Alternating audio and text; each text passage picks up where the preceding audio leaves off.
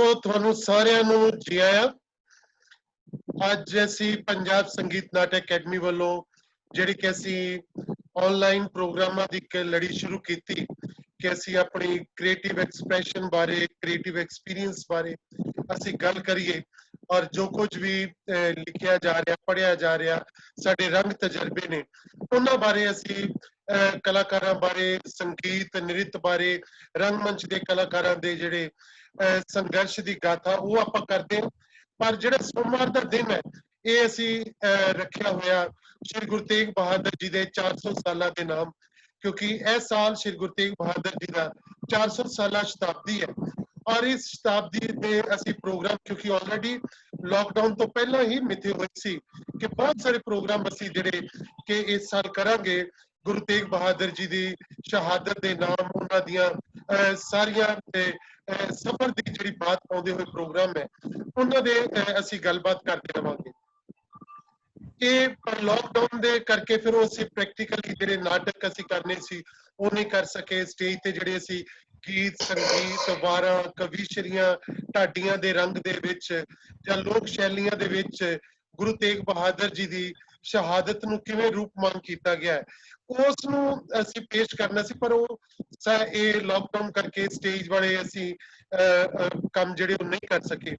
ਫਿਰ ਅਸੀਂ ਪਿਛਲੇ 6 ਪ੍ਰੋਗਰਾਮ ਜਿਹੜੇ ਲਗਭਗ ਅਸੀਂ ਪਹਿਲਾਂ ਇੱਕ ਨਾਟਕ ਦਵਿੰਦਰ ਦਮਨ ਹੋਰਾਂ ਦਾ ਨਾਟਕ ਸੂਰਜ ਦਾ ਕਤਲ, ਉਸ ਨੂੰ ਗੁਰੂ ਤੇਗ ਬਹਾਦਰ ਜੀ ਬਾਰੇ ਉਹਨਾਂ ਨੇ ਬਹੁਤ ਅਲੱਗ ਅੰਦਾਜ਼ ਦੇ ਵਿੱਚ ਲਿਖਿਆ ਔਰ ਉਹ ਅਸੀਂ ਪੜ੍ਹਿਆ ਨਾਟਕ ਔਰ ਉਹਦੇ ਕੁਝ ਸੀਨ ਪੜ੍ਹੇ। ਉਹਨਾਂ ਨੇ ਉਹਦੀ ਬਣਤਰ ਔਰ ਉਹਦੀ ਲੋੜ ਕਿਉਂ ਪਈ ਉਹਨਾਂ ਨੂੰ ਲਿਖਣ ਦੀ, ਉਹਨਾਂ ਕਿਹੜੇ ਸਮਿਆਂ 'ਚ ਲਿਖਿਆ ਔਰ ਉਹ ਲਿਖਦਿਆਂ ਹੋਇਆਂ ਕਰਦਿਆਂ ਹੋਇਆਂ ਕੀ ਕੁਝ ਉਹਨਾਂ ਨੂੰ ਸਹਿਣਾ ਪਿਆ, ਉਹ ਸਾਰੇ ਪ੍ਰੋਸੈਸ ਦੀ ਉਹਨਾਂ ਨੇ ਗੱਲ ਕੀਤੀ ਸੀਗੀ।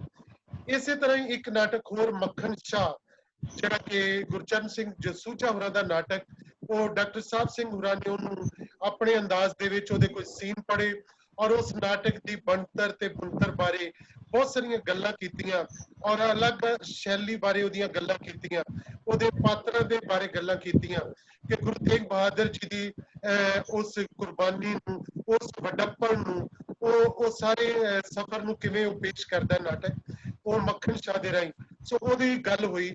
ਇਸੇ ਤਰ੍ਹਾਂ ਕਵਿਤਾਵਾਂ ਦੇ ਵਿੱਚ ਗੁਰੂ ਤੇਗ ਬਹਾਦਰ ਜੀ ਨੂੰ ਗੀਤਾਂ ਦੇ ਵਿੱਚ ਕਿਸ ਤਰ੍ਹਾਂ ਕਵੀਆਂ ਨੇ ਪੇਸ਼ ਕੀਤਾ ਉਹਦੇ ਬਾਰੇ ਅਸੀਂ ਇੱਕ ਪ੍ਰੋਗਰਾਮ ਦੇ ਵਿੱਚ ਕੁਝ ਕਵਿਤਾਵਾਂ, ਗੀਤ ਜਿਹੜੇ ਅਸੀਂ ਪੇਸ਼ ਕਰ ਸਕੇ।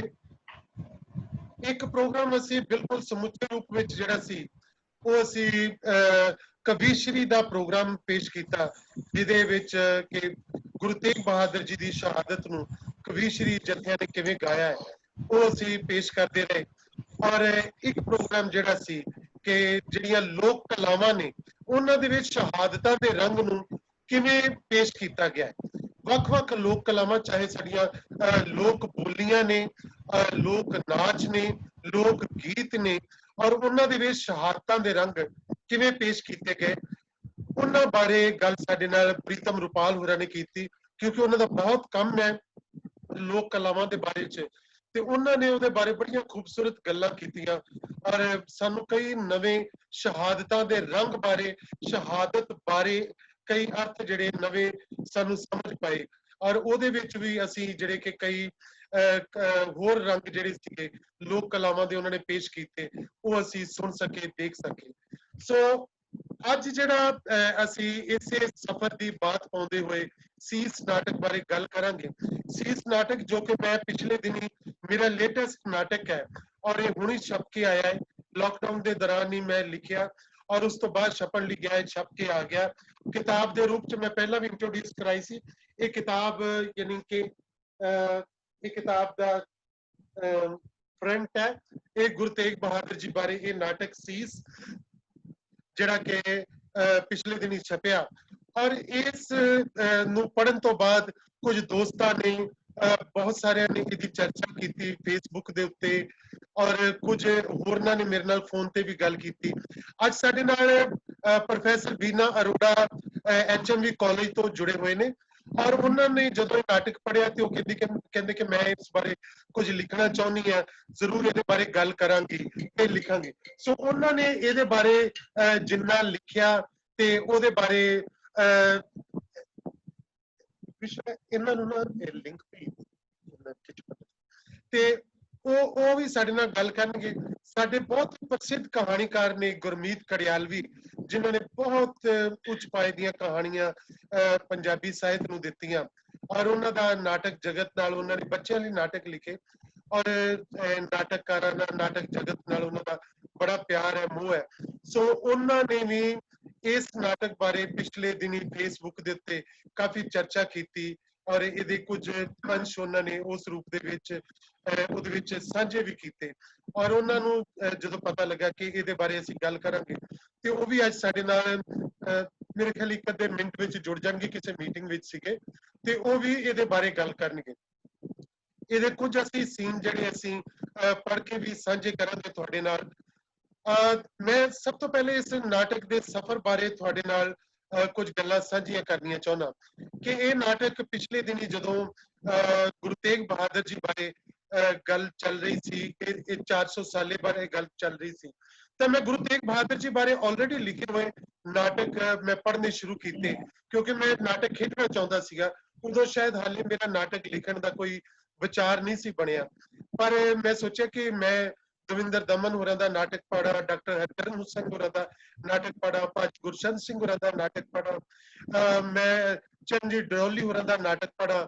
ਉਹ ਮੈਂ 6-7 ਨਾਟਕ, 8 ਨਾਟਕ, 9 ਨਾਟਕ ਏਦਾਂ ਮੈਂ ਪੜ੍ਹੇ, ਤੇ ਉਹ ਸਾਰੇ ਨਾਟਕਾਂ ਦੇ ਵਿੱਚੋਂ ਮੈਂ ਗੁਜ਼ਰਿਆ, ਤੇ ਜਿਹੜੇ ਕਿ ਲਗਭਗ ਕਹਿ ਲਓ ਕਿ ਜਿਹੜੇ ਕਿ 50 ਸਾਲ ਪਹਿਲੇ ਲਿਖੇ ਗਏ ਨਾਟਕ ਸੀਗੇ, ਜਾਂ ਕੋਈ ਕੁਝ ਸਾਲ ਪਹਿਲਾਂ ਲਿਖੇ ਗਏ ਨਾਟਕ ਸੀ, ਕੋਈ 1975 ਵਿੱਚ ਲਿਖਿਆ ਗਿਆ ਨਾਟਕ ਸੀਗਾ। ਸੋ ਅਜਿਹੇ ਨਾਟਕਾਂ ਦੇ ਬਾਰੇ ਚ ਗੱਲ ਕਰਦਿਆਂ ਹੋਇਆਂ ਮੈਂ ਪੜ੍ਹਦੇ ਹੋਏ ਮੈਂ ਮਹਿਸੂਸ ਕੀਤਾ ਕਿ ਗੁਰੂ ਤੇਗ ਬਹਾਦਰ ਜੀ ਦੇ ਸਮੁੱਚੇ ਜੀਵਨ ਬਾਰੇ ਇਹਨਾਂ ਵਿੱਚੋਂ ਕੋਈ ਇੱਕ ਵੀ ਨਾਟਕ ਨਹੀਂ ਹੈ। ਉਹ ਨਾਟਕ ਆਪਣੇ ਆਪ ਦੇ ਵਿੱਚ ਜਿਹੜੇ ਕਿ ਬਹੁਤ ਸਟਰੋਂਗ ਨਾਟਕ ਨੇ, ਚਾਹੇ ਉਹ ਦਮਨ ਸਾਹਿਬ ਦਾ ਨਾਟਕ ਹੈ, ਡਾਕਟਰ ਹਰਚੰਦ ਸਿੰਘ ਹੋਰਾਂ ਦਾ ਨਾਟਕ ਹੈ, ਔਰ ਚਾਹੇ ਭਾਜੀ ਗੁਰਸ਼ਰਨ ਸਿੰਘ ਹੋਰਾਂ ਦਾ ਨਾਟਕ ਹੈ, ਉਹ ਗੁਰੂ ਸਾਹਿਬਾਨ ਦੇ ਜੀਵਨ ਦੇ ਕਿਸੇ ਇੱਕ ਘਟਨਾ ਨੂੰ ਲੈ ਕੇ ਵੱਖ-ਵੱਖ ਨਾਟਕ ਲਿਖੇ। ਜਿਵੇਂ ਭਾਜੀ ਗੁਰਸ਼ਰਨ ਸਿੰਘ ਹੋਰਾਂ ਦਾ ਨਾਟਕ ਗੁਰੂ ਲਾਧੋਰੇ, ਉਹ ਨਾਟਕ ਜਿਹੜਾ ਬਾਬਾ ਬਕਾਲਾ ਦੀ ਧਰਤੀ ਦੇ ਉੱਤੇ ਜਦੋਂ ਗੁਰੂ ਤੇਗ ਬਹਾਦਰ ਜੀ ਬਾਰੇ ਗੱਲ ਹੁੰਦੀ ਹੈ, ਮੱਖਣ ਸ਼ਾਹ ਲਬਾਣਾ ਕਹਿੰਦੇ ਨੇ ਗੁਰੂ ਲਾਧੋਰੇ, ਔਰ ਉਹ ਸਾਰੀ ਘਟਨਾ ਨੂੰ ਉਹਨਾਂ ਨੇ ਠੱਗਾਂ ਦੇ ਰਾਹੀਂ, ਕਿ ਜਿਹੜੇ ਠੱਗ ਗੁਰੂ ਬਣ ਕੇ ਬਹਿ ਗਏ ਸੀ 22 ਮੰਜੀਆਂ ਲਾ ਕੇ, ਉਹਦੇ ਬਾਰੇ ਗੁਰਸ਼ਰਨ ਭਾਜੀ ਨੇ ਬੜੇ ਖੂਬਸੂਰਤੀ ਦੇ ਨਾਲ ਉਹ ਠੱਗਾਂ ਬਾਰੇ ਗੱਲ ਕਰਦੇ ਆ। ਔਰ ਉਹ ਠੱਗਾਂ ਬਾਰੇ ਗੱਲ ਕਰਦੇ ਕਰਦੇ ਉਹ ਅੱਜ ਦੇ ਸਮਿਆਂ ਦੇ ਜਿਹੜੇ ਠੱਗ ਨੇ ਉਹਨਾਂ ਦੇ ਉੱਤੇ ਵੀ ਝੂਠ ਕਰਦੇ ਆ, ਕਿਉਂਕਿ ਗੁਰਸ਼ਰਨ ਭਾਜੀ ਹਮੇਸ਼ਾ ਬਹੁਤ ਇਤਿਹਾਸ ਤੋਂ ਗੱਲ ਨੂੰ ਲੈਂਦੇ ਹੋਏ ਅੱਜ ਦੇ ਸਮਿਆਂ ਨਾਲ ਉਹ ਰੈਲੀਵੈਂਟ ਕਰਦੇ ਸੀਗੇ, ਔਰ ਉਹ ਕਹਿੰਦੇ ਸੀ ਕਿ ਸਾਨੂੰ ਅਸਲੀ ਨਾਇਕ ਅਸੀਂ ਪਛਾਣਨਾ ਕਿੱਦਾਂ ਹੈ, ਵੀ ਉਹਨਾਂ ਠੱਗਾਂ ਦੇ ਵਿੱਚੋਂ ਗੁਰੂ ਨੂੰ ਅਸੀਂ ਕਿੱਦਾਂ ਪਛਾਣਨਾ, ਇਹ ਬਹੁਤ ਇੰਪੋਰਟੈਂਟ ਹੈ।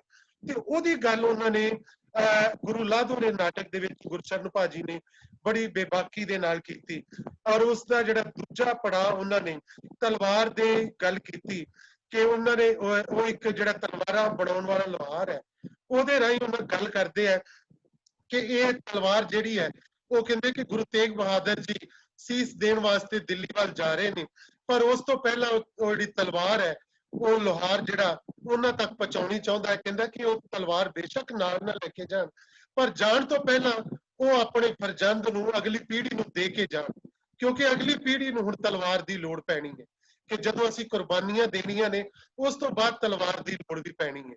ਤੇ ਉਹ ਗੱਲ ਗੁਰੂ ਗੋਬਿੰਦ ਸਿੰਘ ਜੀ ਬਾਰੇ ਕਰਦਾ ਹੈ ਕਿ ਉਹ ਤਲਵਾਰ ਉਹਨਾਂ ਦੇ ਹੱਥ ਫੜਾ ਕੇ ਦਿੱਤਾ।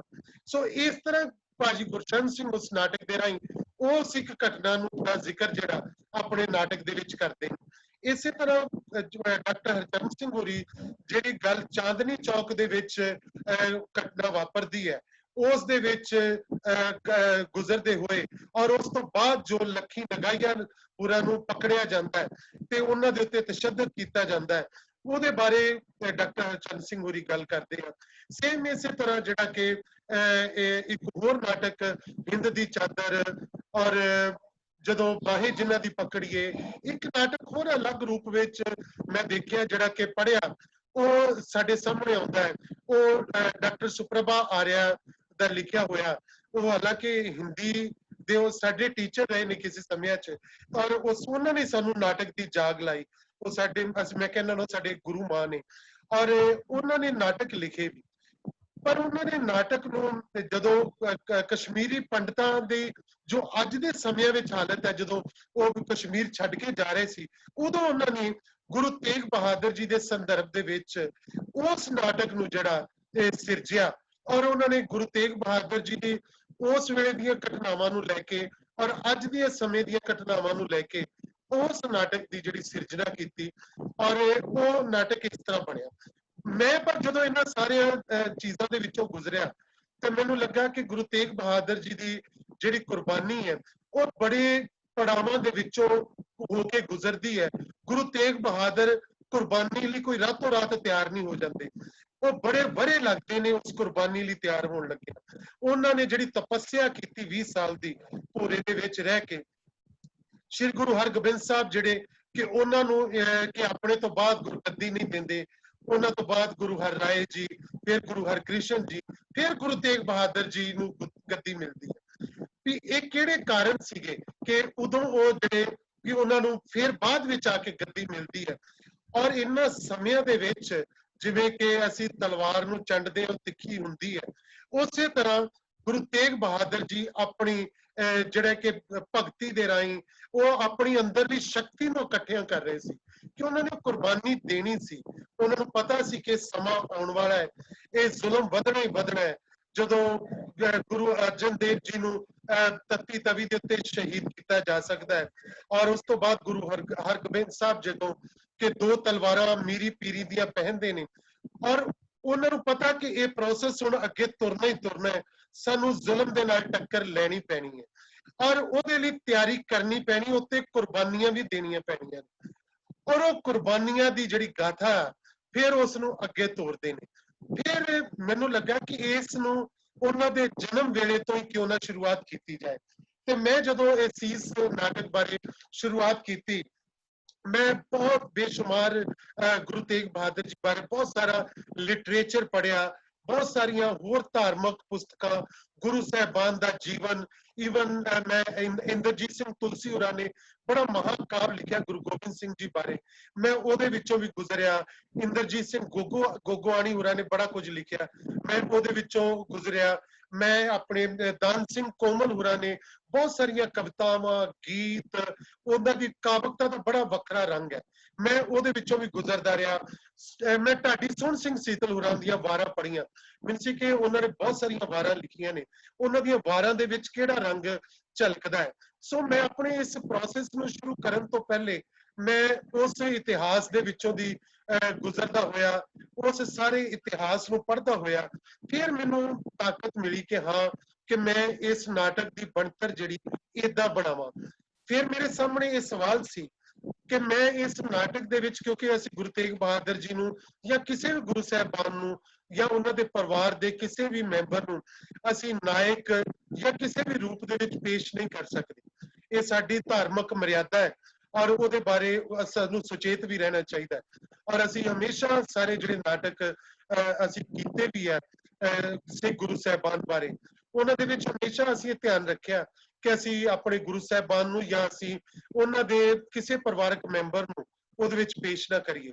ਤੇ ਮੇਰੇ ਸਾਹਮਣੇ ਚੈਲੰਜ ਸੀ ਕਿ ਫਿਰ ਮੈਂ बतौर नाटककार, बतौर निर्देशक मैं इसनूं किवें पेश करा। तो मैं उस समय मेरे सामने एक खूबसूरत रस्ता मैनूं मिलिया, वो सी ग्रीक नाटकां दे विचों कोरस, कि कोरस और कोरस नायक। मैं ਉਹਦੇ ਵਿੱਚੋਂ क्योंकि ਜਦੋਂ मैं बहुत सारे ग्रीक नाटक देखदा तो ਉਹਨਾਂ ਦੇ ਵਿੱਚ बड़े सारे कोरस कोरस नायक ਜਿਹੜਾ बड़ी अहम भूमिका निभाਉਂਦੇ ਆ, ਉਹਨਾਂ ਦੇ ਵਿੱਚ ਕਾਵਿਕਤਾ ਦਾ ਰੰਗ ਵੀ ਹੁੰਦਾ ਹੈ ਤੇ ਕੋਰਸ ਨਾਇਕ ਜਿਹੜਾ ਹੈ ਉਹ ਹਕੂਮਤ ਨਾਲ ਵੀ ਟੱਕਰ ਲੈਂਦਾ ਹੈ ਔਰ ਉਹਨਾਂ ਚੀਜ਼ਾਂ ਨੂੰ ਵੀ ਪੇਸ਼ ਕਰਦਾ ਹੈ ਜੋ ਸਟੇਜ ਦੇ ਉੱਤੇ ਨਹੀਂ ਹੁੰਦੀਆਂ। ਤੇ ਮੇਰੇ ਲਈ ਉਹ ਇੱਕ ਆਸਾਨ ਤਰੀਕਾ ਵੀ ਸੀ, ਉਹ ਇੱਕ ਥੀਏਟਰਿਕਲ ਤਰੀਕਾ ਵੀ ਸੀ ਕਿ ਮੈਂ ਕੋਰਸ ਨਾਇਕ ਦੇ ਰਾਹੀਂ ਜਿਹੜਾ ਹੈ ਕਿ ਗੱਲ ਕਰਾਂ, ਉਹਦੇ ਨਾਟਕ ਦੇ ਵਿੱਚ ਜੁੜਾ। ਸੋ ਮੈਂ ਆਪਣਾ ਨਾਟਕ ਲਿਖਣ ਤੋਂ ਪਹਿਲਾਂ ਮੈਂ ਸਾਰੇ ਪ੍ਰੋਸੈਸ ਦੇ ਵਿੱਚੋਂ ਗੁਜ਼ਰਦਿਆਂ ਹੋਇਆ गुरमीत कड़ियालवी जी, तुहानू आवाज आ रही है? गुरमीत जी,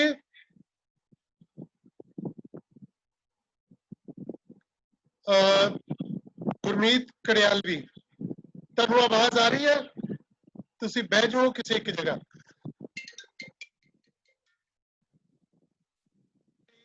ਜਦੋਂ ਮੈਂ ਇਹ ਸਾਰੇ ਇਤਿਹਾਸ ਦੇ ਸਾਰੇ ਪ੍ਰੋਸੈਸ ਦੇ ਵਿੱਚੋਂ ਪੜ੍ਹਦਿਆਂ ਹੋਇਆ ਗੁਜ਼ਰਿਆ ਤੇ ਉਸ ਵੇਲੇ ਮੈਨੂੰ ਇੱਕ ਤਰੀਕਾ ਜਿਹੜਾ ਕਿ ਬਹੁਤ ਥੀਏਟ੍ਰਿਕਲ, ਜਿਵੇਂ ਮੈਂ ਬਤੌਰ ਡਾਇਰੈਕਟਰ ਇਸ ਨਾਟਕ ਦੇ, ਕਿਉਂਕਿ ਮੈਂ ਨਾਟਕ ਲੇਖਕ ਤੇ ਨਾਟਕ ਡਾਇਰੈਕਟਰ ਦੇ ਤੌਰ ਤੇ ਦੋਵਾਂ ਰੂਪਾਂ ਦੇ ਵਿੱਚ ਹੀ ਮੈਂ ਇਸ ਨਾਟਕ ਦੇ ਵਿੱਚ ਖੜਾ ਹਾਂ। ਦੋਵੇਂ ਰੂਪ ਮੇਰੇ ਇਸ ਨਾਟਕ ਦੇ ਵਿੱਚ ਨੇ ਤੇ ਮੇਰਾ ਹਰ ਸੀਨ ਜਿਹੜਾ ਨਾਟਕ ਦੇ ਵਿੱਚ ਇਸ ਲਿਖਣ ਸ਼ੈਲੀ ਦੇ ਵਿੱਚ ਵੀ ਆਉਂਦਾ ਹੈ ਕਿ ਜੇਕਰ ਮੈਨੂੰ ਨਿਰਦੇਸ਼ਕ ਦੇ ਤੌਰ ਤੇ ਪੇਸ਼ ਕਰਨਾ ਹੈ ਤੇ ਫਿਰ ਮੈਂ ਇਸ ਨੂੰ ਕਿੱਦਾਂ ਪੇਸ਼ ਕਰਾਂਗਾ।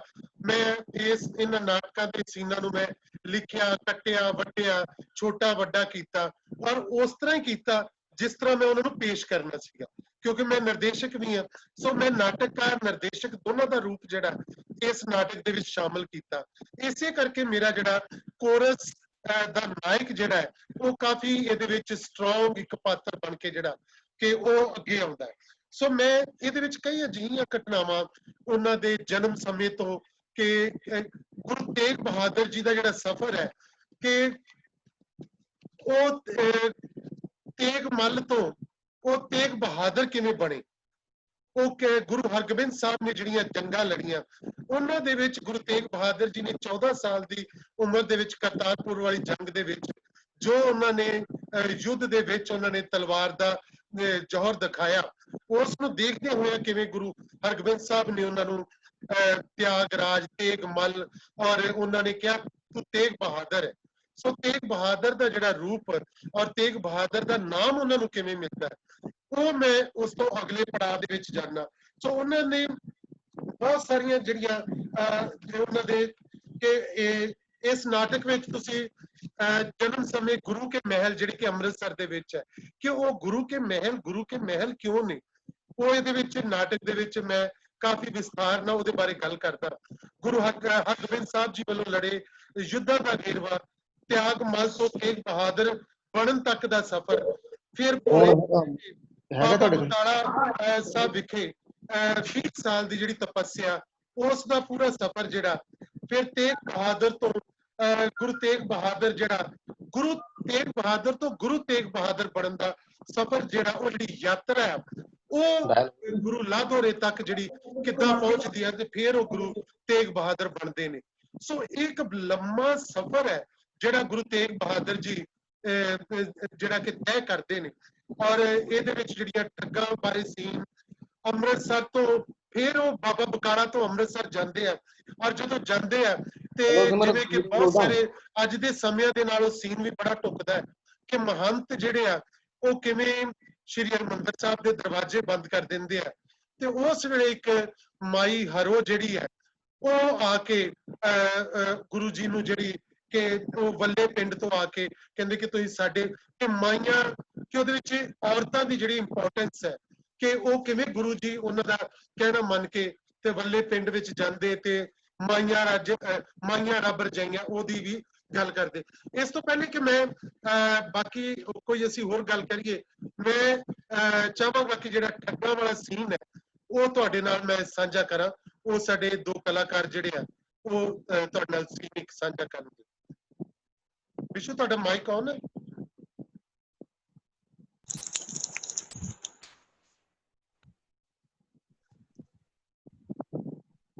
ਕਿੱਧਰ ਚੱਲੀ ਹੈ ਮਾਈ? ਗੁਰੂ ਦਰਸ਼ਨਾਂ ਨੂੰ ਚੱਲੀ ਆ। ਕਿੱਥੋਂ ਆਈ ਹੈ? ਅੰਮ੍ਰਿਤਸਰੋਂ ਆਈ ਆ। ਅੱਛਾ, ਪਰ ਕਿਹੜੇ ਗੁਰੂ ਨੂੰ ਮਿਲਣ ਚੱਲੀ ਹੈ? ਇੱਕੋ ਤਾਂ ਗੁਰੂ ਏ। ਕਦੀ ਗੁਰੂ ਵੀ ਦੋ ਹੋਏ ਨੇ ਵੇ, ਕਦੀ ਚੰਦ ਵੀ ਦੋ ਚੜੇ ਨੇ। ਮਾਈ ਚੰਦ ਦਾ ਤੇ ਪਤਾ ਨਹੀਂ ਦੋ ਚੜੇ ਕਿ ਨਹੀਂ ਚੜੇ, ਪਰ ਅਸਲੀ ਗੁਰੂ ਸਾਡੇ ਵਾਲਾ ਆਇਆ। ਇਹ ਕਿਹੜਾ ਅਸਲੀ ਗੁਰੂ? ਇਹ ਅਸਲੀ ਗੁਰੂ ਜਿਹਦੇ ਅਸੀਂ ਚੇਲੇ ਆ। ਕੀ ਨਾਂ ਦਾ? ਨਾ ਤੋਂ ਤੂੰ ਕੀ ਲੈਣਾ ਮਾਈ, ਆ ਜਾ ਤੈਨੂੰ ਮੈਂ ਅਸਲੀ ਗੁਰੂ ਦੇ ਨਾਲ ਮਿਲਾਵਾਂ। ਵੇ ਫੇਰ ਵੀ ਤੁਹਾਡੇ ਗੁਰੂ ਕਿਹੜੀ ਕੁਲਚ ਨੇ, ਕੁਝ ਤੇ ਪਤਾ ਲੱਗੇ। ਉਹ ਮਾਈ ਤੂੰ ਅੰਬ ਖਾਣੇ ਨੇ ਕਿ ਗੜਕਾਂ ਕਿੰਨੀਆਂ ਨੇ, ਆ ਜਾ ਤੈਨੂੰ ਅਸਲੀ ਗੁਰੂ ਕੋਲ ਲੈ ਚੱਲਾਂ। ਨਾਲੇ ਇਹ ਤੇ ਦੱਸ ਕਿ ਤੂੰ ਭੇਟਾ ਚ ਲਿਆਈ ਕੀ ਹੈ? ਵੇ ਅਸੀਂ ਗਰੀਬਾਂ ਨੇ ਕੀ ਭੇਟਾ ਲਿਆਉਣੀ ਹੋਈ। ਫੇਰ ਵੀ ਮਾਈ ਕੁਝ ਤੇ ਲਿਆਈ ਹੋਏਗੀ। ਇੱਕ ਜੋੜਾ ਕੱਪੜੇ, ਕੁੱਜਾ ਘਿਓ, ਤੇ ਚਾਂਦੀ ਦੇ 2 ਰੁਪਏ। ਅੱਛਾ, ਤੂੰ ਤੇ ਪੱਕੀ ਸ਼ਰਧਾਲੂ ਹੈ ਫਿਰ। ਤੇ ਐਵੇਂ ਮਾੜੇ ਜੇ ਸੇਵਕ ਆ। ਮੈਂ ਤਾਂ ਪਹਿਲੀ ਵਾਰੀ ਬਕਾਲੇ ਆਈ ਆ, ਪਰ ਇੱਥੇ ਤਾਂ ਹਰ ਪਾਸੇ ਗੁਰੂ ਹੀ ਗੁਰੂ ਨੇ। ਤਾਈਓ ਮਾਈ ਤੈਨੂੰ ਟਪਲਾ ਲੱਗ ਗਿਆ ਏ ਬਈ ਤੇਰੀ ਸ਼ਰਧਾ ਤਾਂ ਅਟਾਲੇ ਬੀਬੀ, ਪਰ ਤੂੰ ਨਾ ਕਰਾਏ ਨਾ ਪੈਜੀ। ਆ ਜਾ, ਮੈਂ ਤੈਨੂੰ ਸਿੱਧੇ ਰਾਹ ਪਾਉਣਾ ਆ। ਪਰ ਉਹ ਚਿੰਤਾ ਨਾ ਕਰ ਬੀਬੀ, ਆ ਜਾ ਮੇਰੇ ਨਾਲ ਹੀ ਆ ਜਾ। ਆ ਗਠੜੀ ਭਾਵੇਂ ਤੂੰ ਮੈਨੂੰ ਫੜਾ ਦੇ, ਲਿਆ ਫੜਾ। ਇੱਥੇ ਫਿਰ ਇੱਕ ਹੋਰ ਦੂਜਾ ਠੱਗ ਆਉਂਦਾ ਜਿਹੜੇ ਕਹਿੰਦਾ ਕਿ ਮਾਈ ਕਿੱਧਰ ਚੱਲਣੀ ਏ? ਗੁਰੂ ਦਰਸ਼ਨਾਂ ਲਈ ਆਈ ਆ। ਗੁਰੂ ਦਰਸ਼ਨਾਂ ਲਈ? ਬਈ ਤੂੰ ਤਾਂ ਰਾਹ ਭੁੱਲ ਗਈ ਏ ਮਾਈ। ਇਹ ਰਾਹ ਨਹੀਂ ਜਾਂਦਾ ਅਸਲੀ ਗੁਰੂ ਵੱਲ। ਆ ਮੇਰੇ ਨਾਲ, ਤੈਨੂੰ ਮੈਂ ਲੈ ਕੇ ਚੱਲਦਾ। ਨਹੀਂ ਮਾਈ, ਮੈਂ ਦੱਸਦਾ ਤੈਨੂੰ ਅਸਲੀ ਗੁਰੂ ਦਾ ਡੇਰਾ। ਇੱਧਰ ਆ ਜਾ। ਉਹ ਮਾਈ ਭੇਟਾ ਕੀ ਲਿਆਈ ਏ? ਤੇ ਅਸੀਂ ਗਰੀਬਾਂ ਨੇ ਕੀ ਭੇਟਾ ਲਿਆਉਣੀ ਹੋਈ? ਐ ਮਾਈਆਂ ਐਵੇਂ ਫੋਕੇ ਮੱਥੇ ਨਹੀਂ ਟੇਕਿਆ ਕਰਦੀਆਂ। ਹਾਂ, ਮੇਰੇ ਗੁਰੂ ਭੇਟਾ ਦੇ ਭੁੱਖੇ ਨਹੀਂ, ਉਹ ਸ਼ਰਧਾ ਤੇ ਸਤਿਕਾਰ ਦੇ ਭੁੱਖੇ ਨੇ। ਉਹ ਜੇ ਤੇਰੇ ਗੁਰੂ ਭੇਟਾ ਦੇ ਭੁੱਖੇ ਨਹੀਂ ਤਾਂ ਫਿਰ ਆ ਗਠੜੀ ਕਾਦੀ ਆ? ਨਾ, ਆ ਫਿਰ ਗਠੜੀ ਮੈਨੂੰ ਦੇ ਦੇ ਤੂੰ ਮੇਰੇ ਗੁਰੂ ਲਈ। ਤੇਰੇ ਗੁਰੂ ਨੂੰ ਤੇਰੀ ਲੋੜ ਹੀ ਨਹੀਂ। ਨਹੀਂ ਨਹੀਂ, ਮੈਂ ਜਿਹਦੇ ਲਈ ਲਿਆਈਆਂ ਨਾ, ਮੈਂ ਉਹਨੂੰ ਆਪੇ ਹੀ ਭੇਟਾ ਦਿਆਂਗੀ। ਕੋਈ ਅਜੀਬ ਗੱਲ ਹੈ, ਨਾਲੇ ਕਹਿੰਦੀ ਕੁਝ ਲਿਆ ਹੀ ਨਹੀਂ ਤੇ ਨਾਲੇ ਲਿਆ ਫੜਾ ਗਠੜੀ ਫੜਾ ਮੈਨੂੰ। ਹਾਏ ਵੇ, ਮੇਰੀ ਗਠੜੀ ਕਿਉਂ ਖੋਈ ਜਾਂਦੀ ਹੋ?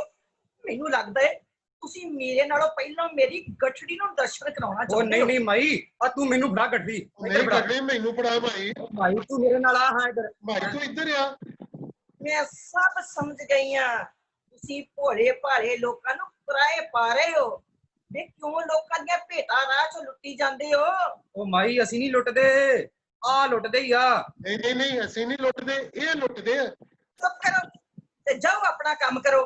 ਠੱਗ ਕਿਸੇ ਥਾਂ ਦੀ। ਉਹ ਮਾਈ, ਉਹ ਤੂੰ ਤੇ ਰੋਸੀ ਗਈ ਆ ਹੈ। ਮਾਰੀ ਗੁੱਸੇ ਹੋ ਗਈ ਲੱਗਦੀ ਆ। ਨਾ ਮਾਈ, ਅਸੀਂ ਤੈਨੂੰ ਉਹ ਤੂੰ ਕੀ ਕਹਿੰਦੇ ਆ? ਓਹੋ ਮਾਈ, ਤੂੰ ਆ ਗਠੜੀ ਤੇ ਫੜਾ। ਉਹ ਵੇ ਜਾਓ, ਦਫਾ ਹੋਵੋ। ਮੈਂ ਆਪੇ ਲੱਭ ਲੂੰਗੀ ਆਪਣਾ ਸੱਚਾ ਗੁਰੂ। ਵੇ ਚੱਕੋ ਜਾਂਦੇ ਹੋ ਕਿ ਮੈਂ ਲਾਵਾਂ ਜੁੱਤੀ? ਦੌੜੋ ਇੱਥੋਂ। ਇਹ ਜਿਹੜਾ ਸੀਨ ਅਸੀਂ ਉਹ ਬਟਾਲੇ ਦੀ ਧਰਤੀ ਤੇ ਜਿਹੜੇ ਠੱਗ ਹੈ ਉਹਨਾਂ ਦੇ ਬਾਰੇ ਵਿੱਚ ਕਿਉਂ ਕਿਵੇਂ ਜ਼ਬਰਦਸਤੀ ਭੇਟਾ, ਇਹ ਜਿੱਥੇ ਵੀ ਇਤਿਹਾਸ ਦੇ ਵਿੱਚ ਜ਼ਿਕਰ ਆਉਂਦਾ ਹੈ ਬਟਾਲੇ ਦੀ ਧਰਤੀ ਦਾ, ਉਹਦੇ ਵਿੱਚ ਬਹੁਤ ਜ਼ਿਆਦਾ ਸਟਰੋਂਗਲੀ ਯਾਨੀ ਕਿ ਇਹਨਾਂ ਠੱਗਾਂ ਬਾਰੇ ਗੱਲ ਕੀਤੀ ਗਈ ਹੈ। ਔਰ ਉਹਦੇ ਵਿੱਚ ਕਿਵੇਂ ਉਹ ਵੀ ਹਰ ਇੱਕ ਨੂੰ ਭੇਟਾ ਦੀ ਪਈ ਹੋਈ ਹੈ, ਕਿਸੇ ਨੂੰ ਕਿ ਮੈਂ ਗੁਰੂ ਕਿਵੇਂ ਬਣ ਜਾਵਾਂ, ਭੇਟਾ ਤੇ ਗੁਰੂ। ਪਰ ਉਹਦੇ ਵਿੱਚ ਜਿਹੜੀ ਅਸਲੀਅਤ ਹੈ, ਅਸਲੀਅਤ ਜਿਹੜੀ ਹੈ ਕਿ ਉਹ ਭੋਰੇ ਦੇ ਵਿੱਚ ਗੁਰੂ ਤੇਗ ਬਹਾਦਰ ਜੀ ਜਿੱਥੇ ਬੈਠੇ ਆ, ਜਿਹਦੇ ਬਾਰੇ ਮੱਖਣ ਸ਼ਲਬਾਣਾ ਬਾਅਦ ਵਿੱਚ ਗੁਰੂ ਲਾਧੋਰੇ ਦੇ ਗੱਲ ਕਰਦੇ ਆ, ਉਹ ਆ।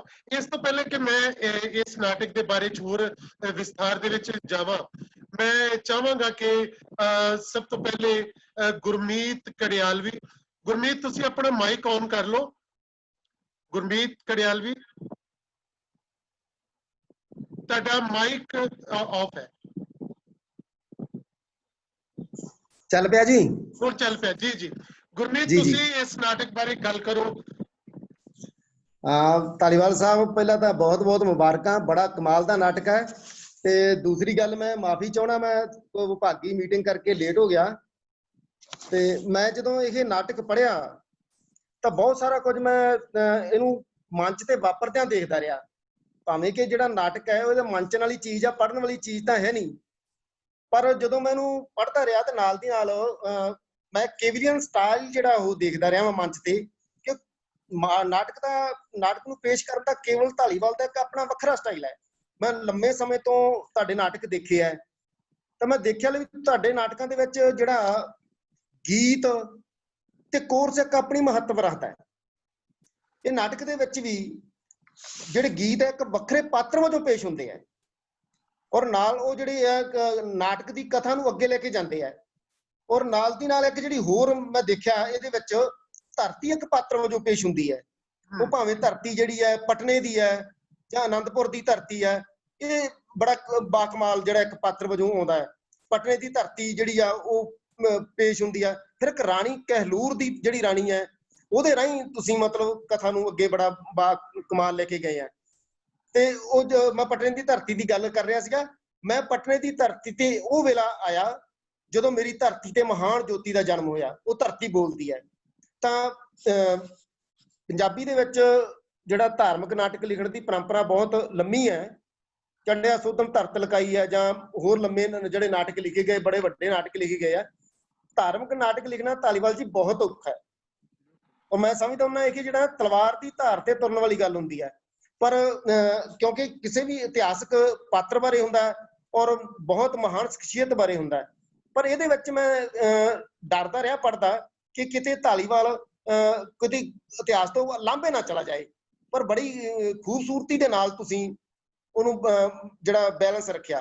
ਇੱਕ ਹੋਰ ਚੀਜ਼ ਹੁੰਦੀ ਹੈ, ਕਿਉਂਕਿ ਜਿਹੜੇ ਸਿੱਖ ਗੁਰੂ ਅਸੀਂ ਉਹਨਾਂ ਨੂੰ ਪਰਦੇ ਤੇ ਪੇਸ਼ ਨਹੀਂ ਕਰ ਸਕਦੇ, ਅਸੀਂ ਸਹਾਇਕ ਜਿਹੜੇ ਆ ਪਾਤਰਾਂ ਰਾਹੀਂ ਗੁਰੂਆਂ ਦੀ ਵਿਚਾਰਧਾਰਾ ਨੂੰ ਪੇਸ਼ ਕਰਨਾ ਹੁੰਦਾ। ਔਰ ਤੁਸੀਂ ਬਹੁਤ ਸਾਰੇ ਇਹਦੇ ਵਿੱਚ ਇਸ ਤਰ੍ਹਾਂ ਦੇ ਜਿਹੜੇ ਪਾਤਰ ਸਿਰਜ ਲਏ ਆ, ਔਰਤਾਂ ਸਿਰਜ ਲੀਆਂ, ਨਾਮਾਂ ਤੇ ਉਹ ਗਾਮਾ ਸਿਰਜ ਲਿਆ, ਬੇਬੇ ਸਿਰਜ ਲਈ, ਭਾਨੋ ਸਿਰਜ ਲਈ, ਕੋਰਸਾਂ ਰਾਹੀਂ ਠੱਗ ਮਾਈ ਦੀ ਕਥਾ ਹੈ ਨਾ। ਇਹ ਜਿਹੜੀ ਸਮਾਨਾਂਤਰ ਕਥਾਵਾਂ ਜਿਹੜੀਆਂ ਤੁਸੀਂ ਨਾਲ ਦੀ ਨਾਲ ਤੋਰ ਕੇ ਕੀਤੀਆਂ, ਉਹ ਬੜੀ ਖੂਬਸੂਰਤੀ ਜਿਹੜੀ ਆ ਨਾਟਕ ਦੀ ਜਿਹੜੀ ਪੇਸ਼ ਹੁੰਦੀ ਹੈ। ਔਰ ਮੈਂ ਇੱਕ ਹੋਰ ਜਿਹੜੀ ਗੱਲ ਕਹਿਣੀ ਚਾਹਣਾ, ਉਹ ਇਹ ਕਿ ਮਤਲਬ ਤੁਸੀਂ ਦੋ ਦੀ ਥਾਂ ਤੇ ਵੀ 3 ਕਥਾਵਾਂ ਨਾਲ ਦੀ ਨਾਲ ਚੱਲ ਰਹੀਆਂ। ਇੱਕ ਗੁਰੂ ਸਾਹਿਬਾਨਾਂ ਦੀ ਜਿਹੜੀ ਉਹ ਚੱਲ ਰਹੀ ਹੈ ਪਿਰਤ, ਉਹਨਾਂ ਦੀ ਵਿਚਾਰਧਾਰਾ ਚੱਲ ਰਹੀ ਆ। 6ਵੇਂ ਗੁਰੂ ਪੇਸ਼ ਹੁੰਦੇ ਨੇ, 7ਵੇਂ ਆ ਜਾਂਦੇ ਨੇ, ਫਿਰ 8ਵੇਂ ਆਉਂਦੇ ਨੇ ਤੇ 9ਵੇਂ ਗੁਰੂ ਆਉਂਦੇ ਨੇ। ਇਹਦੇ ਨਾਲ ਨਾਲ ਉਹ ਮੁਗਲੀਆ ਖਾਨਦਾਨ ਦਾ ਜਿਹੜਾ ਸਾਰਾ ਉਹ ਵੀ ਸਮਾਨਾਂਤਰ ਚੱਲੀ ਜਾਂਦਾ ਹੈ। ਔਰ ਤੀਸਰੇ ਬੰਨੇ ਜਿਹੜਾ ਗੁਰੂਆਂ ਦੇ ਵਿਰੁੱਧ ਵਿਚਾਰਧਾਰਾ ਖੜੀ ਹੈ, ਮੀਣਿਆਂ ਦੀ ਵਿਚਾਰਧਾਰਾ, ਇਹਨਾਂ ਦੇ ਵਿੱਚੋਂ ਹੀ ਆ, ਜਿਹੜੇ ਗੁਰੂਆਂ ਦੇ ਵਿੱਚੋਂ ਹੀ ਉਹ ਵੀ ਵਿਚਾਰਧਾਰਾ ਤੀਜੀ ਜਿਹੜੀ ਨਾਲੇ ਨਾਲ ਚੱਲੀ ਜਾਂਦੀ ਹੈ। ਔਰ ਤਿੰਨਾਂ ਵਿਚਾਰਧਾਰਾਵਾਂ ਦਾ ਜਿਹੜਾ ਤੁਸੀਂ ਉਹ ਕੀਤਾ ਹੋਇਆ ਵਾ, ਤੁਲਨਾ ਕੀਤੀ ਹੋਈ ਹੈ, ਉਹ ਕਿਤੇ ਵੀ ਝੋਲ ਵਾਲੀ ਨਹੀਂ। ਤੁਸੀਂ ਇਹ ਨਹੀਂ ਹੈਗਾ ਕਿਸੇ ਥਾਂ ਤੇ ਜਾਣਬੁੱਝ ਕੇ ਜਿਹੜਾ ਬਹੁਤ ਜ਼ਿਆਦਾ ਮੁਗਲਾਂ ਨੂੰ ਛਟਿਆ ਦਿੱਤਾ ਹੋਵੇ, ਉਹਦੇ ਨਾਲ ਵੀ ਕਈ ਵਾਰ ਜਿਹੜਾ ਵਾ ਉਹ ਝੋਲ ਵੱਜਣ ਲੱਗ ਜਾਂਦੀ ਹੈ। ਤੁਸੀਂ ਜਿੱਥੇ ਕਿਸੇ ਮੁਗਲ ਬਾਦਸ਼ਾਹ ਦੀ ਜ਼ੁਲਮ ਨੂੰ ਜਾਂ ਉਹਦੀ ਨੈਗੇਟਿਵ ਪਰਸਨੈਲਿਟੀ ਨੂੰ ਦਰਸਾਉਣਾ, ਉਹ ਵੀ ਬੈਲੈਂਸ ਰੱਖ ਕੇ ਦਰਸਾਇਆ ਵਾ। ਇੰਨਾ ਨਹੀਂ ਮਤਲਬ ਉਹਨੂੰ ਹਾਵੀ ਕਰਤਾ ਕਿ ਉਹ ਜਿਹੜਾ ਇਤਿਹਾਸ ਦੇ ਪਰਦਿਆਂ ਤੋਂ ਹੀ ਖਾਰਜ ਹੋ ਜੇ। ਇਹ ਬਹੁਤ ਜਿਹੜੀ ਆ ਮੈਨੂੰ ਲੱਗੀ ਖੂਬਸੂਰਤ ਵਾਲੀ ਗੱਲ ਹੈ। ਔਰ ਇੱਕ ਜਿਹੜਾ ਹੋਰ ਧਾਲੀਵਾਲ ਸਾਹਿਬ ਮੈਨੂੰ ਨਾਟਕ ਦੀ ਜਿਹੜੀ ਖੂਬਸੂਰਤੀ ਲੱਗੀ ਹੈ, ਉਹ ਹੈਗੀ ਹੈ ਗੁਰੂ ਸਾਹਿਬ ਦੀ ਵਿਚਾਰਧਾਰਾ, ਗੁਰੂ ਤੇਗ ਬਹਾਦਰ ਜੀ ਬਾਰੇ ਉਹਨਾਂ ਦੀ ਜਿਹੜੀ ਜਨਮ ਸ਼ਤਾਬਦੀ ਸੰਬੰਧੀ ਨਾਟਕ ਹੈ। ਇਹਦੇ ਨਾਲ ਨਾਲ ਤੁਸੀਂ ਜਿਹੜੇ ਹੋਰ ਸਿੱਖ ਇਤਿਹਾਸ ਦੇ ਵੱਡੇ ਪਾਤਰ ਨੇ, ਅਣਗੌਲੇ ਨਾਇਕ ਨੇ, ਖਾਸ ਤੌਰ ਤੇ ਸਦਾਨੰਦ ਜੀ ਨੇ, ਮਤੀ ਦਾਸ ਜੀ ਨੇ, ਸਤੀ ਦਾਸ ਜੀ ਨੇ, ਔਰ ਖਾਸ ਤੌਰ ਤੇ ਸਿੱਖ ਇਤਿਹਾਸ ਦਾ ਬਹੁਤ ਹੀ ਵੱਡਾ ਨਾਇਕ ਬਾਬਾ ਭਾਈ ਜੀਵਨ ਸਿੰਘ ਜੀ, ਭਾਈ ਜੈਤਾ ਜੀ, ਉਹ ਤੁਸੀਂ ਬਾ ਕਮਾਲ ਚਿਤਰਿਆ। ਔਰ ਕਿਸ ਤਰ੍ਹਾਂ ਉਹ ਦਿੱਲੀ ਤੋਂ ਸੀਸ ਲੈ ਕੇ ਆਉਂਦਾ, ਕਿੰਨਾ ਉਹ ਸੰਗਤੀਆਂ ਦੇ ਵਿੱਚ ਪਹੁੰਚਦਾ ਹੈ, ਕਿੰਨੀਆਂ ਕਿਹੋ ਜਿਹੀਆਂ ਵਿਖਮ ਜਿਹੜੇ ਪੈਂਡੇ ਤੈਅ ਕਰਕੇ ਪਹੁੰਚਦਾ, ਉਹ ਵੀ ਮਤਲਬ ਨਾਲ ਨਾਲ ਕਥਾ ਚੱਲਦੀ ਹੈ। ਇਹ ਨਾਟਕ ਜਿਹੜਾ ਹੈ ਕੇਵਲ ਤੇ ਕੇਵਲ ਗੁਰੂਆਂ ਬਾਰੇ ਨਾ ਹੋ ਕੇ ਪੂਰੇ ਸਿੱਖ ਇਤਿਹਾਸ ਦਾ ਨਾਟਕ ਜਿਹੜਾ ਬਣਨ ਵੱਲ ਰੁਚਿਤ ਹੁੰਦਾ ਹੈ। ਇਹ ਜਿਹੜੀ ਹੈ ਨਾਟਕ ਦੀ ਜਿਹੜੀ ਹੈ ਖੂਬਸੂਰਤੀ ਹੈਗੀ ਹੈ। ਔਰ ਇੱਕ ਹੋਰ ਜਿਹੜੀ ਇਹਦੇ ਵਿੱਚ ਗੁਰੂਆਂ ਦੀ ਵਿਚਾਰਧਾਰਾ ਉੱਭਰਦੀ ਹੈ ਨਾ, ਉਹ ਬੜੀ ਸਹਿਜ ਮਤੇ ਚ ਆਉਂਦੀ ਹੈ। ਕਿਤੇ ਐਂ ਨਹੀਂ ਲੱਗਦਾ ਗੱਲ ਵੀ ਜਿਹੜੀ ਤੁਸੀਂ ਇਹਨੂੰ ਕੋਈ ਪ੍ਰਚਾਰ ਦੀ ਸੁਰ ਵਜੋਂ ਵਰਤਿਆ। ਇਹ ਆਮ ਤੌਰ ਤੇ ਧਾਰਮਿਕ ਨਾਟਕ ਹੋਵੇ ਜਾਂ ਨਾਵਲ ਹੋਵੇ ਜਾਂ ਕਹਾਣੀ ਵੀ ਹੋਵੇ, ਉਹਦੇ ਵਿੱਚ ਨਾ ਇਹ ਬੜੀ ਸਮੱਸਿਆ ਆ ਜਾਂਦੀ ਹੈ ਵੀ ਅਸੀਂ ਕਈ ਵਾਰ ਉਹਨੂੰ ਪ੍ਰਚਾਰ ਦੀ ਸੁਰ ਦੇ ਦਿੰਦੇ ਆ। ਇਹਦੇ ਚ ਪ੍ਰਚਾਰ ਦੀ ਸੁਰ ਬਣਨ ਦੀ ਸੰਭਾਵਨਾ ਸੀਗੀ, ਪਰ ਤੁਸੀਂ ਬੜੇ ਮੜੇ ਢੰਗ ਦੇ ਨਾਲ, ਜਿਵੇਂ ਮੈਂ ਹੁਣ ਇੱਕ ਦੋ ਜਿਹੜੇ ਆ ਉਹ ਤੁਹਾਡੇ ਡਾਇਲਾਗ ਜਿਹੜੇ ਤੁਸੀਂ ਸਿਰਜੇ ਆ ਵਿੱਚ, ਉਹ ਉਦਾਹਰਨਾਂ ਦੇਣੀਆਂ ਚਾਹੂੰਗਾ ਜ਼ਰੂਰ। ਜੇਬੂ ਨਿਸਾ ਜਿਹੜੀ ਹੈ ਔਰੰਗਜ਼ੇਬ ਦੀ ਬੇਟੀ ਹੈ, ਉਹ ਜਿਹੜੀ ਹੈ ਔਰੰਗਜ਼ੇਬ ਕਿਸ ਤਰ੍ਹਾਂ ਹਿੰਦੁਸਤਾਨ ਦੀ ਉਸ ਸਮੇਂ ਤਹਿਜ਼ੀਬ ਨੂੰ, ਸਾਂਝੀ ਤਹਿਜ਼ੀਬ ਆ ਜਿਹੜੀ, ਉਹਨੂੰ ਨਸ਼ਟ ਕਰ ਰਿਹਾ। ਉਹਦੇ ਬਾਰੇ ਜੇਬੂ ਨਿਸਾ ਦਾ ਜਿਹੜਾ ਸੰਵਾਦ ਜਿਹੜਾ 2 ਲਾਈਨਾਂ ਦਾ ਮੈਂ ਸਾਂਝਾ ਕਰਨਾ ਚਾਹਾਂਗਾ। ਜੇਬੂ ਨਿਸਾ ਦੀ, ਇਸ ਮੁਲਕ ਦੀ ਤਹਿਜ਼ੀਬ ਗੰਗਾ ਜਮਨਾ ਵਾਲੀ ਸਾਂਝੀ ਤਹਿਜ਼ੀਬ ਹੈ, ਤੁਸੀਂ ਮੁਲਕ ਦੇ ਹਰ ਮਜ਼ਹਬ ਨੂੰ ਤਸਲੀਮ ਕਰੋ, ਅੱਬਾ ਹਜ਼ੂਰ ਹਰ ਨਸਲ ਤੇ ਹਰ ਕੌਮ ਨੂੰ ਆਪਣੇ ਨਾਲ ਲੈ ਕੇ ਤੁਰੋ। ਔਰ ਤੁਸੀਂ ਇਹਦੇ ਨਾਲ ਹੀ ਜੇਬੂ ਨਿਸਾ ਦੇ ਰਾਹੀਂ ਜਿਹੜੀ ਆ ਸਿੱਖ ਜਿਹੜੀ ਆਈਡੀਓਲੋਜੀ ਨੂੰ ਪੇਸ਼ ਕਰਨ ਦੇ ਵਿੱਚ ਕਾਮਯਾਬ ਹੋ ਗਏ। ਔਰ ਇਹ ਹੈਗਾ ਵੀ ਤੁਸੀਂ ਕਿਸੇ ਸਿੱਖ ਪਾਤਰ ਰਾਹੀਂ ਵੀ ਗੱਲ ਇਹ ਕਹਾ ਸਕਦੇ ਸੀਗੇ, ਪਰ ਨਹੀਂ, ਤੁਸੀਂ ਜਿਹੜੀ ਜੇਬੂ ਨਿਸਾ ਰਾਹੀਂ ਗੱਲ ਕਹਾਈ, ਇਹਦਾ ਮਤਲਬ ਕੀ ਆ, ਤੁਸੀਂ ਦੂਸਰੇ ਧਰਮ ਰਾਹੀਂ ਸਿੱਖ ਧਰਮ ਦੀ ਆਈਡੀਓਲੋਜੀ ਦੀ ਪ੍ਰਵਾਨਗੀ ਜਿਹੜੀ ਆ ਦਰਸਾਤੀ ਹੈ। ਇਸੇ ਤਰ੍ਹਾਂ ਹੀ ਤੁਸੀਂ ਇੱਕ ਹੋਰ ਮੈਂ ਜਿਹੜਾ ਡਾਇਲਾਗ ਬਹੁਤ ਮਹੱਤਵਪੂਰਨ ਹੈ, ਔਰ ਜਿਹੜਾ ਇਸ ਨਾਟਕ ਦੀ ਜਿਹੜੀ ਆ ਦੁਆਲੇ ਸਾਰਾ ਨਾਟਕ ਜਿਹੜਾ ਘੁੰਮਦਾ, ਉਹ ਮੈਂ ਤੁਹਾਡੇ ਨਾਲ ਸਾਂਝਾ ਕਰਨਾ ਜ਼ਰੂਰੀ ਸਮਝਦਾ। ਉਹ ਵੀ ਜੇਬੂ ਨਿਸਾ ਦਾ ਹੀ ਹੈ। ਅੱਬਾ ਹਜ਼ੂਰ, ਜਿਵੇਂ ਕੁਦਰਤ ਨੇ ਵੱਖ-ਵੱਖ ਰੰਗਾਂ ਦੇ ਫੁੱਲਾਂ ਨਾਲ ਇਸ ਧਰਤੀ ਨੂੰ ਮਹਿਕਾਇਆ ਏ, ਉਸੇ ਤਰ੍ਹਾਂ ਵੱਖ-ਵੱਖ ਧਰਮ ਤੇ ਵੱਖ-ਵੱਖ ਜਾਤਾਂ ਦੇ ਲੋਕਾਂ ਦਾ ਸਾਥ ਨਾਲ ਹੀ ਮੁਲਕ ਬਣਦਾ ਹੈ। ਜੇ ਤੁਸੀਂ ਚਾਹੁੰਦੇ ਹੋ ਕਿ ਧਰਤੀ ਤੇ ਇੱਕੋ ਹੀ ਰੰਗ ਦੇ ਫੁੱਲ ਹੋਣ ਤਾਂ ਇਹ ਕੁਦਰਤ ਨਾਲ ਵੀ ਤੇ ਅੱਲਾਹ ਤਾਲਾ ਨਾਲ ਵੀ ਜ਼ਿਆਦਾ। ਤਾਂ ਇਹਦੇ ਨਾਲ ਮੈਂ ਸਮਝਦਾ ਤੁਸੀਂ ਨਾਟਕ ਦਾ ਜਿਹੜਾ ਸਪੇਸ ਬਹੁਤ ਲੰਮਾ ਤੇ ਵਿਸ਼ਾਲ ਕਰ ਦਿੱਤਾ। ਇਹ ਨਾਟਕ ਅੱਜ ਵੀ ਉਨਾ ਹੀ ਸਾਰਥਕ ਹੈ ਜਿੰਨਾ ਹੋਰ ਅੱਜ ਤੋਂ 400 ਸਾਲ ਪਹਿਲਾਂ ਜਦੋਂ ਇਹ ਗੁਰੂ ਸਾਹਿਬ ਦੀਆਂ ਘਟਨਾਵਾਂ ਵਾਪਰ ਰਹੀਆਂ ਸੀ, ਉਦੋਂ ਇਹ ਸਾਰੇ ਦ੍ਰਿਸ਼ ਜਿਹੜੇ ਆ ਮਹੱਤਵਪੂਰਨ ਸੀਗੇ। ਹੁਣ ਵੀ ਜਿਹੜੀ ਇਹ ਉਸੇ ਤਰ੍ਹਾਂ ਹੀ ਮਹੱਤਵਪੂਰਨ ਹੈ, ਕਿਉਂਕਿ ਸਾਡੇ ਦੇਸ਼ ਦੇ ਜਿਹੜਾ ਸਿਨਾਰੀਓ ਹੈ ਉਹਦੇ ਵਿੱਚ ਤੁਸੀਂ ਦੇਖ ਰਹੇ ਆ ਕਿਸ ਤਰ੍ਹਾਂ ਕੱਟੜਤਾ ਫੈਲ ਰਹੀ ਹੈ, ਕਿਸ ਤਰ੍ਹਾਂ ਧਰਮਾਂ ਦਾ ਜਿਹੜਾ ਉਹ ਰੌਲਾ ਪੈ ਰਿਹਾ। ਇਹਦੇ ਵਿੱਚ ਇਹ ਜਿਹੜੇ ਆ ਜੇਬੂਨਿਸਾ ਦੇ ਜਾਂ ਹੋਰ ਤੁਸੀਂ ਅਦਾਕਾਰਾਂ ਦੇ ਕਰੈਕਟਰ ਜਿਹੜੇ ਸਿਰਜੇ ਹੋਏ, ਉਹਨਾਂ ਦੇ ਜਿਹੜੇ ਡਾਇਲਾਗ ਸਿਰਜੇ ਆ ਉਹ ਜਿਹੜੇ ਆ ਸਮਾਂ ਰਹਿਤ ਹੋ ਜਾਂਦੇ ਆ, ਔਰ ਸਮੇਂ ਤੋਂ ਲੰਘ ਜਾਂਦੇ ਆ। ਤਾਂ ਇਹ ਮੈਂ ਸਮਝਦਾ ਤੁਸੀਂ ਬੜਾ ਕਮਾਲ ਦਾ ਜਿਹੜਾ ਨਾਟਕ ਹੈ, ਸਫਲ ਨਾਟਕ ਕਿਹਾ ਜਾ ਸਕਦਾ। ਹੁਣ ਅਸਲ ਵਿੱਚ ਸਫਲ ਕਦੋਂ ਹੁੰਦਾ ਉਹ ਤਾਂ ਉਦੋਂ ਦੇਖਾਂਗੇ ਧਾਰੀਵਾਲ ਸਾਹਿਬ ਜਦੋਂ ਮੰਚਨ ਹੁੰਦਾ, ਕਿਉਂਕਿ ਮੰਚਨ ਦੇ ਵਿੱਚ ਇੱਕ ਵੱਖਰੀ ਤਰ੍ਹਾਂ ਦੀ ਜਿਹੜੀ ਆ ਤੁਹਾਡਾ ਜਿਹੜੀ ਨਿਰਦੇਸ਼ਨ ਦਾ ਜਿਹੜਾ ਹੈਗਾ ਨਾ ਕਮਾਲ, ਉਹ ਦੇਖਣ ਨੂੰ ਮਿਲਦਾ। ਕਿਉਂਕਿ ਮੈਂ ਦੇਖਿਆ ਲਈ ਜਿਹੜੇ ਤੁਹਾਡੇ ਬਹੁਤੇ ਨਾਟਕ ਮੈਂ ਪੜ੍ਹੇ ਵੀ ਹੈ ਤੇ ਦੇਖੀ ਵੀ ਹੈ। ਹੁੰਦਾ ਕੀ ਆ, ਜਿਹੜੇ ਤੁਹਾਡੇ ਨਾਟਕਾਂ ਦੀ ਜਿਹੜੀ ਹੈਗੀ ਹੈ ਲਿਖਤ, ਉਹ ਤੁਹਾਡੇ ਮੰਚਨ ਨਾਲੋਂ ਬਿਲਕੁਲ ਹੀ ਅਲੱਗ ਹੁੰਦੀ ਹੈ। ਮੰਚਨ ਤੇ ਲਿਖਤ ਦੇ ਵਿੱਚ ਉਹ ਕਈ ਵਾਰ ਉਹ ਚੀਜ਼ਾਂ ਹੁੰਦੀਆਂ ਹੀ ਨਹੀਂ ਜਿਹੜੀਆਂ ਤੁਸੀਂ ਮੰਚਨ ਦੇ ਵਿੱਚ ਲੈ ਕੇ ਆਉਂਦੇ ਹੋ। ਕਿਉਂਕਿ ਇਹ ਜਿਹੜਾ ਮੇਰਾ ਖਿਆਲ ਜਿਹੜੇ ਮੌਜੂਦਾ ਸਮੇਂ ਨਾਟਕ ਖੇਡ ਰਹੇ ਆ ਉਹਦੇ ਵਿੱਚ ਉਹਨਾਂ ਦੇ ਵਿੱਚੋਂ ਤੁਸੀਂ, ਮੈਂ ਤੁਲਨਾ ਤਾਂ ਨਹੀਂ ਕਰਦਾ ਹੈਗਾ, ਮੈਂ ਕਹਿੰਦਾ ਤਕਨੀਕੀ ਤੌਰ ਤੇ ਬਹੁਤ ਹੀ ਜ਼ਿਆਦਾ ਅੱਛੀ ਮਹਾਰਤ ਦੇ ਨਾਲ ਨਾਟਕ ਤੁਸੀਂ ਖੇਡਦੇ ਹੋ। ਤਾਂ ਤੁਹਾਡੇ ਕੋਲੇ ਦੋ ਜਿਹੜੇ ਆ ਕੇਵਲ ਧਾਲੀਵਾਲਾਂ ਦੇ ਨਾਟਕਾਂ ਦੀ ਦੋ ਤਰ੍ਹਾਂ ਦੀ ਵਿਸ਼ੇਸ਼ਤਾ ਮੈਂ ਮਹਿਸੂਸ ਕਰਦਾ ਉਹਨਾਂ, ਕਿਉਂ ਮੈਂ ਆਲੋਚਕਤਾ ਕੋਈ ਹੈ ਨਹੀਂ, ਇੱਕ ਕ੍ਰੀਏਟਿਵ ਰਾਈਟਰ ਹੋਣ ਦੇ ਨਾਤੇ ਮੈਂ ਮਹਿਸੂਸ ਕਰਦਾ ਹੁੰਦਾ, ਉਹ ਮੈਂ ਸਾਂਝੀ ਕਰਦਾ। ਇੱਕ ਤਾਂ ਇਹ ਕਿ ਕੇਵਲ ਕੋਲੇ ਗੱਲ ਕਹਿਣ ਦਾ ਹੈਗਾ ਵੱਲ, ਉਹਦੇ ਕੋਲੇ ਗੱਲ ਹੈ, ਉਹਨੇ ਦੱਸਣ ਵਾਲੀ ਮੈਂ ਆਹ ਕਹਿਣਾ ਚਾਹੁੰਦਾ, ਵਿਚਾਰਧਾਰਾ ਪੇਸ਼ ਕਰਨੀ ਹੈ, ਕਿਉਂਕਿ ਉਹ ਭਾਗਰ ਸ਼ਰਨ ਨਾਲ ਲੰਮਾ ਸਮਾਂ ਰਿਹਾ, ਇਸ ਕਰਕੇ ਉਹਨੂੰ ਪਤਾ ਲਈ ਵੀ ਮੈਂ ਗੱਲ ਤਾਂ ਕਹਿਣੀ ਹੈ, ਮੈਂ ਆਪਣੀ ਵਿਚਾਰਧਾਰਾ ਰੱਖਣੀ ਹੈ ਕਿ ਵਿਚਾਰਧਾਰਾ ਤੋਂ ਬਿਨਾਂ ਵੀ ਕੋਈ ਵੀ ਮੈਂ ਸਮਝਦਾ ਸਾਹਿਤ ਹੋ ਹੀ ਨਹੀਂ ਸਕਦਾ। ਔਰ ਦੂਜੇ ਬੰਨੇ ਉਹਨੂੰ ਇਹ ਵੀ ਪਤਾ ਕਿ ਜੇ ਮੈਂ ਗੱਲ ਰੱਖਣੀ ਹੈ ਤਾਂ ਮੈਂ ਤਕਨੀਕੀ ਪੱਖ ਨਾਲ ਰੱਖਣੀ ਹੈ, ਕਲਾ ਰਾਹੀਂ ਰੱਖਣੀ ਹੈ। ਔਰ ਦੋਨੇ ਖੂਬਸੂਰਤੀਆਂ ਕੇਵਲ ਧਾਲੀਵਾਲ ਦੇ ਇਸ ਨਾਟਕ ਵਿੱਚ ਵੀ ਮੈਨੂੰ ਮੌਜੂਦ ਲੱਗੀਆਂ। ਜਾਂ ਮੈਂ ਫਿਰ ਦੁਹਰਾ ਦਿੰਦਾ ਇਸ ਗੱਲ ਨੂੰ ਕਿ ਧਾਰਮਿਕ ਨਾਟਕ ਜਿਹੜਾ ਬਹੁਤ ਔਖਾ ਹੁੰਦਾ, ਪਰ ਇਹ ਜਿਹੜੀਆਂ ਤਕਨੀਕ ਦੀਆਂ ਵੀ ਤੇ ਲਿਖਤ ਦੀਆਂ ਵੀ ਖੂਬਸੂਰਤੀ ਹੈ ਜਿਹੜੀ ਉਹ ਨਾਟਕ ਦੇ ਵਿੱਚ ਸਮੇਲ ਹੈ। ਤੇ ਅਸੀਂ ਖਾਸ ਤੌਰ ਤੇ ਮੈਂ ਤਾਂ ਅਸੀਂ ਉਹ ਦਿਨ ਨੂੰ ਜਲਦੀ ਵੇਟ ਕਰ ਰਹੇ ਹਾਂ ਜਦੋਂ ਇਹਨੂੰ ਮੰਚਨ ਹੁੰਦਾ ਦੇਖਾਂਗੇ, ਤੇ ਉਹਦੇ ਨਾਲ ਤੁਹਾਡੇ ਜਿਹੜੀਆਂ ਨਿਰਦੇਸ਼ਨਾਂ ਦੀਆਂ ਹੋਰ ਖੂਬੀਆਂ ਵੀ ਸਾਨੂੰ ਨਜ਼ਰ ਆਉਣਗੀਆਂ। ਥੈਂਕ ਯੂ, ਤੁਸੀਂ ਬੜੀਆਂ ਸੋਹਣੀਆਂ ਗੱਲਾਂ ਕੀਤੀਆਂ ਤੇ ਮੇਰੇ ਲਈ ਹੋਰ ਚੈਲੰਜ ਵੀ ਖੜੇ ਕਰ ਦਿੱਤੇ ਕਿ ਨਾਟਕ ਚੰਗਾ ਲਿਖ ਤੇ ਲਿਆ ਵਾ, ਹੁਣ ਚੰਗਾ ਪੇਸ਼ ਵੀ ਕਰੀ, ਹੈ ਨਾ।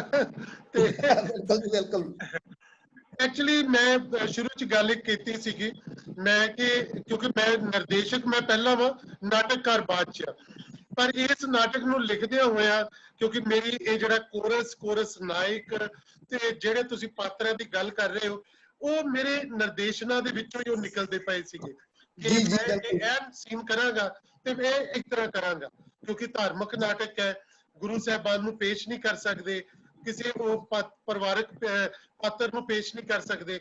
ਸੋ ਇਸ ਤਰ੍ਹਾਂ ਸੋ ਇਹ ਤੁਹਾਡੇ ਜਿਹੜੇ ਕਿ ਇਹ ਜਦੋਂ ਇਹੋ ਜਿਹਾ ਨਾਟਕ ਅਸੀਂ ਪੇਸ਼ ਕਰਨਾ, ਮੈਂ ਜਦੋਂ ਆਪਣੀ ਜਿਹੜੇ 9 ਨਾਟਕਾਂ ਦੀ ਕਿਤਾਬ ਸੰਪਾਦਿਤ ਕੀਤੀ ਤਾਂ ਉਹਦੀ ਮੈਂ ਭੂਮਿਕਾ ਦੇ ਵਿੱਚ ਨਾ 4-5 ਲਾਈਨਾਂ ਲਿਖੀਆਂ ਜਿਹੜੀਆਂ ਤੁਹਾਡੇ ਨਾਲ ਮੈਂ ਸਾਂਝੀਆਂ ਕਰਨੀਆਂ ਚਾਹੁੰਦਾ ਕਿ ਜਿਹੜੇ ਅਜਿਹੇ ਅਸੀਂ ਇਤਿਹਾਸਕ ਨਾਟਕ ਲਿਖਦੇ ਹਾਂ। ਨਾਟਕ ਤੇ ਇਤਿਹਾਸ ਦਾ ਗੂੜਾ ਰਿਸ਼ਤਾ ਹੈ। ਪ੍ਰਾਚੀਨ ਕਾਲ ਤੋਂ ਨਾਟਕਕਾਰ ਇਤਿਹਾਸ ਵਿੱਚੋਂ ਪ੍ਰੇਰਨਾ ਤੇ ਵਿਸ਼ਾ ਵਸਤੂ ਲੈਂਦੇ ਰਹੇ ਨੇ। ਵਾਰ, ਮਹਾਕਾਵਿ ਤੇ ਜੰਗਨਾਮਾ ਇਤਿਹਾਸ ਉੱਤੇ ਆਧਾਰਿਤ ਰਹੇ ਨੇ, ਪਰ ਇਤਿਹਾਸ ਵਾਂਗ ਨਾਟਕ ਭੂਤਕਾਲ ਦਾ ਸੁੱਕਾ ਪੁੱਕਾ ਵਰਣਨ ਨਹੀਂ ਹੁੰਦਾ। ਡਰਾਮਾ ਕਲਾ ਦਾ ਇੱਕ ਰੂਪ ਹੈ। ਇਤਿਹਾਸ ਨੂੰ ਵਿਗਿਆਨ ਦੇ ਘੇਰੇ ਵਿੱਚ ਗਿਣਿਆ ਜਾਂਦਾ ਹੈ। ਫੇਰ ਵੀ ਨਾ ਇਤਿਹਾਸ ਨਿਰੋਲ ਸੱਚ ਹੁੰਦਾ ਹੈ ਤੇ ਨਾ ਨਾਟਕ ਨਿਰੋਲ ਝੂਠ ਹੁੰਦਾ ਹੈ। ਲਿਖੇ ਗਏ ਇਤਿਹਾਸ ਅਤੇ ਵਾਪਰੇ ਇਤਿਹਾਸ ਵਿੱਚ ਵੀ ਫਰਕ ਰਹਿ ਜਾਂਦਾ ਹੈ।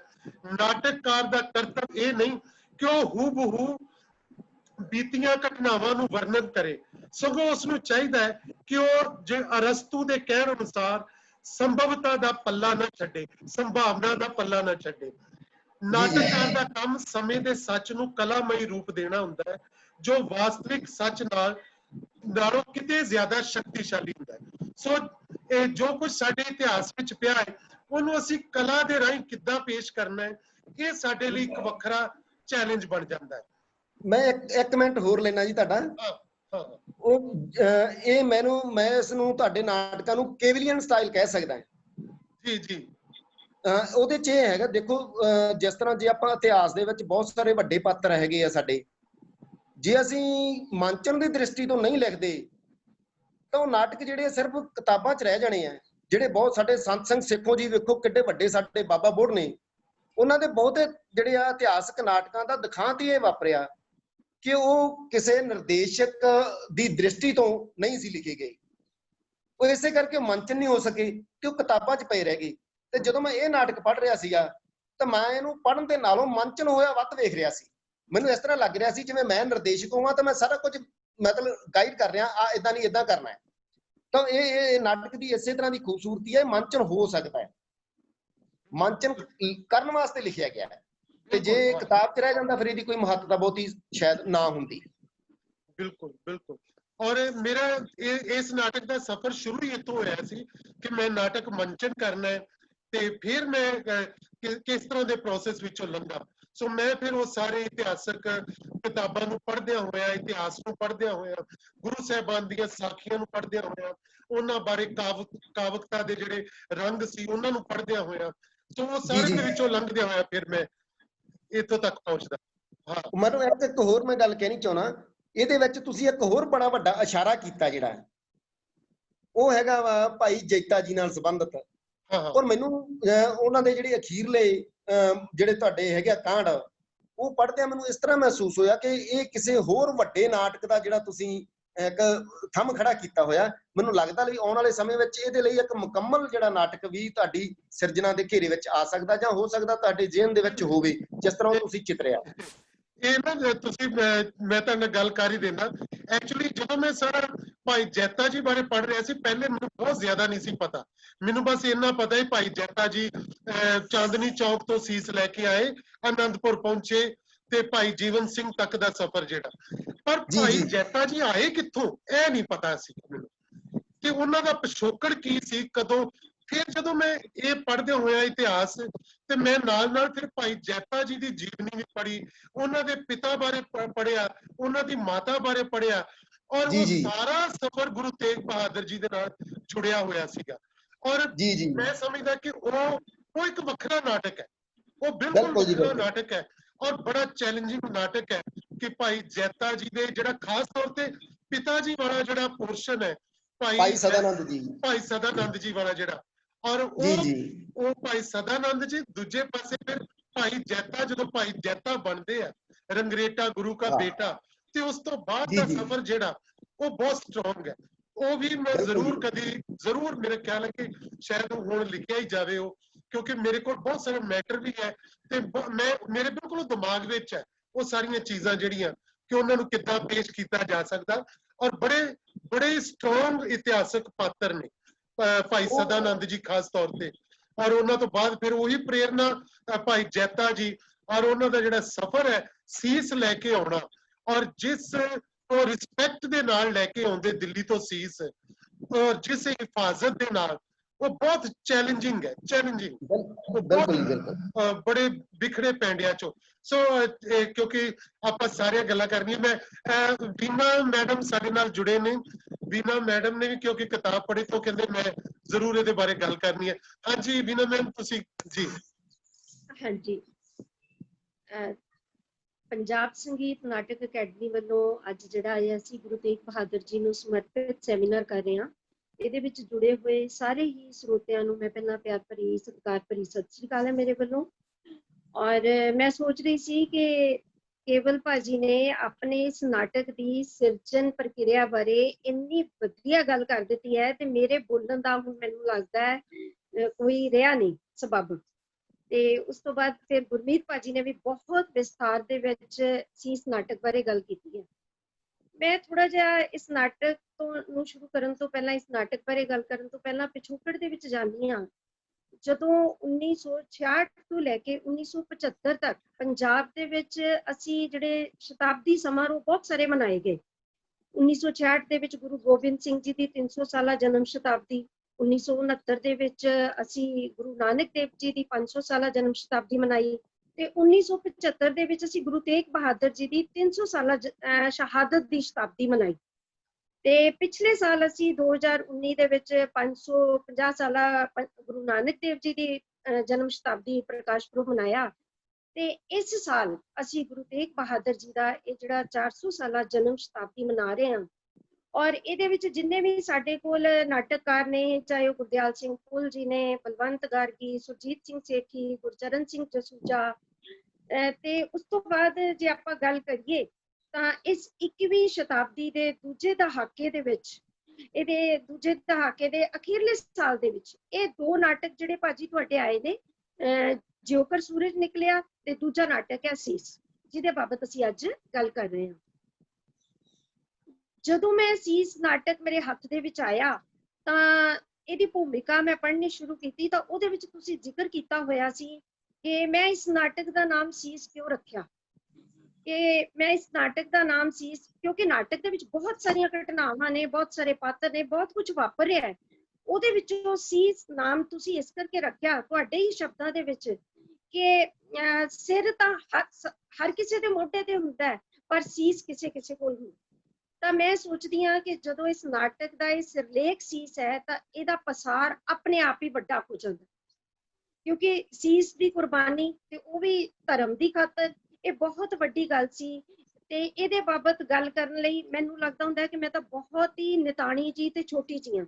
ਗੁਰੂ ਤੇਗ ਬਹਾਦਰ ਜੀ ਦੀ ਸ਼ਹਾਦਤ ਤੇ ਤੁਹਾਡੇ ਵਰਗੇ ਬਹੁਤ ਵਧੀਆ ਇਸ ਕੜੀ ਦੇ ਵਿੱਚ 21ਵੀਂ ਸਦੀ ਦੇ ਵਿੱਚ ਇਹ ਜਿਹੜਾ ਨਾਟਕ ਆਇਆ ਹੈ, ਸਭ ਤੋਂ ਪਹਿਲਾਂ ਮੈਂ ਤੁਹਾਨੂੰ ਇਹਦੇ ਲਈ ਮੁਬਾਰਕਬਾਦ ਆਖਦੀ ਹਾਂ ਔਰ ਤੁਸੀਂ ਬਹੁਤ ਵਧਾਈ ਦੇ ਪਾਤਰ ਹੋ, ਕਿਉਂਕਿ ਅਸੀਂ ਜਦੋਂ ਧਾਰਮਿਕ ਨਾਟਕਾਂ ਦੀ ਜਾਂ ਸਿੱਖ ਇਤਿਹਾਸ ਨਾਲ ਸੰਬੰਧਿਤ ਨਾਟਕਾਂ ਦੀ ਗੱਲ ਕਰਦੇ ਹਾਂ ਕਿ ਜਿਵੇਂ ਹੁਣੇ ਤੁਸੀਂ ਗੱਲ ਕੀਤੀ ਹੈ ਕਿ ਬਹੁਤ ਮੁਸ਼ਕਿਲ ਹੁੰਦਾ ਹੈ ਧਰਮ ਨਾਲ ਸੰਬੰਧਿਤ ਜਾਂ ਇਤਿਹਾਸ ਨਾਲ ਸੰਬੰਧਿਤ ਨਾਟਕ ਲਿਖਣਾ, ਪਰ ਇਸ ਨਾਟਕ ਨੂੰ ਪੜ੍ਹਦਿਆਂ ਹੋਇਆਂ ਮੈਂ ਮਹਿਸੂਸ ਕੀਤਾ ਜਿਵੇਂ ਤੁਸੀਂ ਆਪਣੀ ਸਿਰਜਣ ਪ੍ਰਕਿਰਿਆ ਦੇ ਵਿੱਚ ਹੀ ਗੱਲ ਕੀਤੀ ਹੈ ਕਿ ਇਸ ਨਾਟਕ ਦੇ ਵਿੱਚ ਤੁਸੀਂ ਗੁਰੂ ਤੇਗ ਬਹਾਦਰ ਜੀ ਦੇ ਜਨਮ ਤੋਂ ਲੈ ਕੇ ਸ਼ਹਾਦਤ ਤੱਕ ਦੇ ਵਿਚਲੇ ਸਾਰੇ ਵਰਤਾਰੇ ਨੂੰ, ਉਹਦੇ ਵਿੱਚ ਬਹੁਤ ਸਾਰੀਆਂ ਛੋਟੀਆਂ ਘਟਨਾਵਾਂ ਦੇ ਰਾਹੀਂ ਜਿਹੜਾ ਵਿਸਥਾਰ ਹੁੰਦਾ ਨਾਟਕ ਦੇ ਵਿੱਚ, ਜਿਹਦਾ ਤੁਸੀਂ ਹੁਣੇ ਆਪ ਵੀ ਜ਼ਿਕਰ ਕੀਤਾ ਹੈ, ਉਹ ਬਹੁਤ ਖੂਬਸੂਰਤ ਹੈ।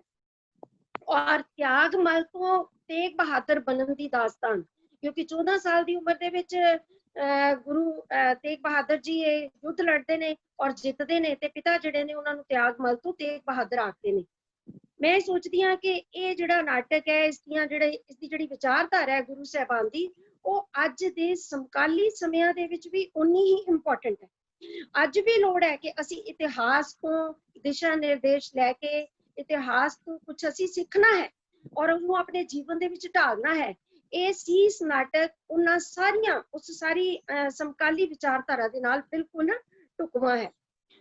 ਜਦੋਂ ਮੈਂ ਇਸ ਨਾਟਕ ਦੇ ਪਾਤਰਾਂ ਨੂੰ ਦੇਖਦੀ ਹਾਂ ਤੇ ਇਸ ਨਾਟਕ ਦੇ ਵਿੱਚ ਮੈਂ ਗਿਣਨੇ ਸ਼ੁਰੂ ਕੀਤੇ ਤੇ 26-27 ਦੇ ਕਰੀਬ ਤਾਂ ਉਹ ਪਾਤਰ ਨੇ ਜਿਹੜੇ ਸਟੇਜ ਤੇ ਆ ਰਹੇ ਨੇ, ਤੇ ਕੋਰਸ, ਢਾਡੀ, ਜਿਨ੍ਹਾਂ ਦੇ ਗਾਏ ਹੋਏ ਗੀਤਾਂ ਦੇ ਰਾਹੀਂ ਕਹਾਣੀ ਜਿਹੜੀ ਆ ਉਹ ਅੱਗੇ ਤੁਰਦੀ ਹੈ ਤੇ ਕਈ ਪਸਾਰ ਗੀਤਾਂ ਦੇ ਵਿੱਚੋਂ ਹੀ ਜਿਹੜੇ ਨੇ ਉਹ ਖੁੱਲ੍ਹਦੇ ਨੇ, ਕਈ ਚੀਜ਼ਾਂ ਜਿਹੜੀਆਂ ਨੇ ਉਹ ਸਪਸ਼ਟ ਹੋ ਜਾਂਦੀਆਂ ਨੇ, ਸਮਝ ਆ ਜਾਂਦੀਆਂ ਨੇ। ਸੋ 26 ਦੇ ਕਰੀਬ ਪਾਤਰ ਨੇ ਜਿਹਦੇ ਵਿੱਚ ਸਿੱਖ ਨੇ, ਔਰਤਾਂ ਨੇ, ਪੰਡਤ ਹੈ ਔਰ ਇਹ ਸਾਰਾ ਕੁਝ ਜਿਹੜਾ ਹੈ, ਜਦੋਂ ਜਿਸ ਤਰ੍ਹਾਂ ਗੁਰਮੀਤ ਭਾਜੀ ਨੇ ਦੱਸਿਆ ਹੈ ਕਿ ਜਦੋਂ ਨਾਟਕ ਪੜ੍ਹ ਰਹੇ ਹੁੰਦੇ ਆ ਨਾ, ਸੱਚੀ ਏਦਾਂ ਲੱਗਦਾ ਹੈ ਕਿ ਜਿਵੇਂ ਨਾਟਕ ਸਟੇਜ ਤੇ ਦੇਖ ਰਹੇ ਹਾਂ, ਮੰਚਨ ਹੋ ਰਿਹਾ। ਸ਼ਾਇਦ ਇਹ ਤੁਸੀਂ ਬਹੁਤ ਵਧੀਆ ਡਾਇਰੈਕਟਰ ਵੀ ਹੈਗੇ ਹੋ ਤੇ ਤੁਸੀਂ ਉਸੇ ਹੀ ਸੋਚ ਦੇ ਨਾਲ ਇਸ ਨਾਟਕ ਦੀ ਜਿਹੜੀ ਲਿਖਤ ਪਾਠ ਹੈ ਉਸਨੂੰ ਰਚਿਆ ਹੈ ਤੇ ਉਹਦੇ ਵਿੱਚੋਂ ਇਹ ਚੀਜ਼ ਭਾਜੀ ਸਾਹਮਣੇ ਆਈ ਹੈ। ਔਰ ਮੈਂ ਇੱਥੇ ਇੱਕ ਘਟਨਾ ਜਿਹੜੀ ਹੈ ਉਹ ਸਾਂਝੀ ਕਰਨੀ ਚਾਹਾਂਗੀ ਔਰ ਇਹ ਬਿਲਕੁਲ ਸੱਚ ਹੈ ਜੋ ਤੁਹਾਨੂੰ ਮੈਂ ਦੱਸਣ ਲੱਗੀ ਹਾਂ। ਜਦੋਂ ਮੈਂ ਇਹ ਨਾਟਕ ਪੜ੍ਹ ਰਹੀ ਸੀ ਤਾਂ ਪੜ੍ਹਦੇ ਹੋਏ ਜਦੋਂ ਗੁਰੂ ਸਾਹਿਬ ਦੀ ਸ਼ਹਾਦਤ ਹੋ ਜਾਂਦੀ ਹੈ ਤੇ ਭਾਈ ਜੈਤਾ ਜੀ ਗੁਰੂ ਸਾਹਿਬ ਦਾ ਸੀਸ ਲੈ ਕੇ, ਤੁਸੀਂ ਇੱਥੇ ਇੱਕ ਦ੍ਰਿਸ਼ ਚਿੱਤਰਿਆ, ਬੜੀ ਤੇਜ਼ ਹਨੇਰੀ ਚੱਲ ਰਹੀ ਹੈ, ਝੱਖੜ ਹੈ ਹਨਾ, ਉਹ ਸ਼ਾਇਦ ਉਹ ਵੀ ਇੱਕ ਸਿੰਬੋਲਿਕ ਹੈ ਸ਼ਹਾਦਤ ਦੇ ਨਾਲ ਜੁੜਿਆ ਹੋਇਆ। ਤੇ ਜਦੋਂ ਭਾਈ ਜੈਤਾ ਜੀ ਉਸ ਤੇਜ਼ ਹਨੇਰੀ ਦੇ ਵਿੱਚ ਬਾਗਪਤ ਯੂਪੀ ਸਾਈਡ ਵੱਲ ਦਾ ਰਸਤਾ ਹੈਗਾ, ਕੋਈ ਉਧਰੋਂ ਲੰਘਦੇ ਹੋਏ ਉਸ ਸੀਸ ਨੂੰ ਸੀਨੇ ਨਾਲ ਲਾ ਤੁਰ ਰਹੇ ਨੇ, ਤਾਂ ਇਹ ਸਾਰਾ ਝੱਖੜ, ਹਨੇਰੀ, ਜੰਗਲ, ਬੇਲੇ, ਇਸ ਤੋਂ ਇਲਾਵਾ ਉਹਨਾਂ ਨੂੰ ਡਰ ਹੈ ਮੁਗਲ ਫੌਜ ਦਾ ਕਿ ਉਹਨਾਂ ਦਾ ਕਿਤੇ ਕੋਈ ਸਿਪਾਹੀ ਜਿਹੜਾ ਉਹ ਨਾ ਆ ਜਾਵੇ। ਤਾਂ ਤੁਸੀਂ ਯਕੀਨ ਕਰਨਾ ਇਸ ਸੀਨ ਨੂੰ ਪੜ੍ਹਦੇ ਹੋਏ ਮੇਰੇ ਸਾਹ ਰੁਕੇ ਰਹੇ ਵੀ ਭਾਈ ਜੈਤਾ ਜੀ ਫੜੇ ਨਾ ਜਾਣ, ਭਾਈ ਜੈਤਾ ਜੀ ਫੜੇ ਨਾ ਜਾਣ। ਤੇ ਮੇਰੇ ਸਾਹ ਉਦੋਂ ਚੱਲਣੇ ਸ਼ੁਰੂ ਹੋਏ ਜਦੋਂ ਭਾਈ ਜੈਤਾ ਜੀ ਅਨੰਦਪੁਰ ਸਾਹਿਬ ਪਹੁੰਚਦੇ। ਤਾਂ ਮੈਂ ਸ਼ੁਕਰ ਮਨਾਇਆ ਤੇ ਥੋੜੀ ਦੇਰ ਬਾਅਦ ਮੈਨੂੰ ਝੰਜਲਾਹਟ ਜੀ ਹੋਈ ਕਿ ਮੈਂ ਕਿੱਥੇ ਆ, ਤਾਂ ਮੈਨੂੰ ਅਹਿਸਾਸ ਹੋਇਆ ਮੈਂ ਤਾਂ ਨਾਟਕ ਪੜ੍ਹ ਰਹੀ ਸੀ। ਸੋ ਇਹ ਤੁਹਾਡੀ ਬਹੁਤ ਵੱਡੀ ਪ੍ਰਾਪਤੀ। ਇਹ ਇੱਕ ਘਟਨਾ ਦਾ ਮੈਂ ਜ਼ਿਕਰ ਕੀਤਾ ਹੈ, ਸਾਰੇ ਨਾਟਕ ਦੇ ਨਾਲ ਏਦਾਂ ਹੀ ਵਾਪਰਦਾ ਹੈ। ਤੇ ਕਿਉਂਕਿ ਭਾਵੇਂ ਇਹ ਕਹਾਣੀ ਸਾਨੂੰ ਪਹਿਲਾਂ ਪਤਾ ਹੈ, ਅਸੀਂ ਨਾਟਕ ਜਿਹੜੇ ਨੇ ਉਹ ਪੜ੍ਹੇ ਦੇਖੇ ਵੀ ਹੋਏ ਨੇ, ਸੋ ਪਰ ਇਹ ਤੁਹਾਡੀ ਜਿਹੜੀ ਹੈ ਇੱਕ ਬਹੁਤ ਮੈਂ ਕਹਿੰਦੀ ਹਾਂ ਅਹਿਮ ਤੇ ਖੂਬਸੂਰਤ ਤੁਹਾਡੀ ਕਿਰਤ ਹੈ, ਜਿਹਨੂੰ ਅਸੀਂ ਪੜ੍ਹਦੇ ਹੋਏ ਵੀ ਮਨਚਿਤ ਹੁੰਦੇ ਹੋਏ ਦੇਖਿਆ ਹੈ। ਤੇ ਮੈਂ ਉਮੀਦ ਕਰਦੀ ਹਾਂ ਕਿ ਜਦੋਂ ਇਹ ਸਾਰਾ ਕਰੋਨਾ ਕਾਲ ਨਿਪਟੇਗਾ ਤੇ ਤੁਸੀਂ ਇਸ ਨਾਟਕ ਨੂੰ ਮੰਚਨ ਤੇ ਪੇਸ਼ ਕਰੋਗੇ ਤੇ ਅਸੀਂ ਜ਼ਰੂਰ ਇਸ ਨੂੰ ਦੇਖਾਂਗੇ। ਤੇ ਇਸ ਨਾਟਕ ਦੇ ਵਿੱਚ ਇੱਕ ਹੋਰ ਮੈਂ ਗੱਲ ਕਰਨਾ ਚਾਹੁੰਦੀ ਹਾਂ ਕਿ ਲੱਖੀ ਸ਼ਾਹ ਤੇ ਭਾਈ ਜੈਤਾ ਜੀ ਇਹ ਤਾਂ ਸਾਡੇ ਸਤਿਕਾਰ ਦੇ ਪਾਤਰ ਹੈਗੇ ਹੀ ਨਹੀਂ। ਇਸ ਨਾਟਕ ਦੇ ਵਿੱਚ ਇੱਕ ਹੋਰ ਪਾਤਰ ਮੇਰੇ ਪਿਆਰ ਦਾ ਸਤਿਕਾਰ ਦਾ ਪਾਤਰ ਹੈ, ਉਹ ਹੈ ਕੋਤਵਾਲ ਅਬਦੁੱਲਾ। ਉਹ ਜਦੋਂ ਗੁਰੂ ਤੇਗ ਬਹਾਦਰ ਜੀ ਨੂੰ ਆ ਕੇ ਕਹਿੰਦਾ ਹੈ ਕਿ ਤੁਸੀਂ ਇੱਥੋਂ ਚਲੇ ਜਾਓ ਤੇ ਮੈਂ ਕਹਾਂਗਾ ਕਿ ਗੁਰੂ ਆਪਣੀ ਕਰਾਮਾਤ ਨਾਲ ਚਲਾ ਗਿਆ ਤੇ ਮੇਰੇ ਉੱਤੇ ਕਿਸੇ ਤਰ੍ਹਾਂ ਦਾ ਕੋਈ ਐਲੀਗੇਸ਼ਨ ਨਹੀਂ ਆਏਗਾ, ਤਾਂ ਮੈਨੂੰ ਉਹ ਅਬਦੁੱਲੇ ਦੇ ਨਾਲ ਬੜਾ ਪਿਆਰ ਹੋਇਆ। ਮੈਨੂੰ ਲੱਗਿਆ ਕਿ ਸੱਚਮੁੱਚ ਇਸ ਧਰਤੀ ਤੇ ਜਦੋਂ ਆਪਾਂ ਜਾਤ ਪਾਤ ਧਰਮ ਦੇ ਆਧਾਰ ਤੇ ਵੰਡੀਆਂ ਕਰਦੇ ਆ ਜਾਂ ਨਫ਼ਰਤਾਂ ਕਰਦੇ ਆ ਤੇ ਉਹਦੇ ਵਿੱਚ ਸਾਰੇ ਜਿਹੜੇ ਨੇ ਕੁਝ ਇਹੋ ਜਿਹੇ ਪਾਤਰ ਜਾਂ ਇਹੋ ਜਿਹੇ ਇਨਸਾਨ ਜ਼ਰੂਰ ਹੁੰਦੇ ਨੇ ਜਿਹੜੇ ਕੁਝ ਚੰਗਾ ਇਸ ਧਰਤੀ ਤੇ ਸਿਰਜ ਰਹੇ ਨੇ।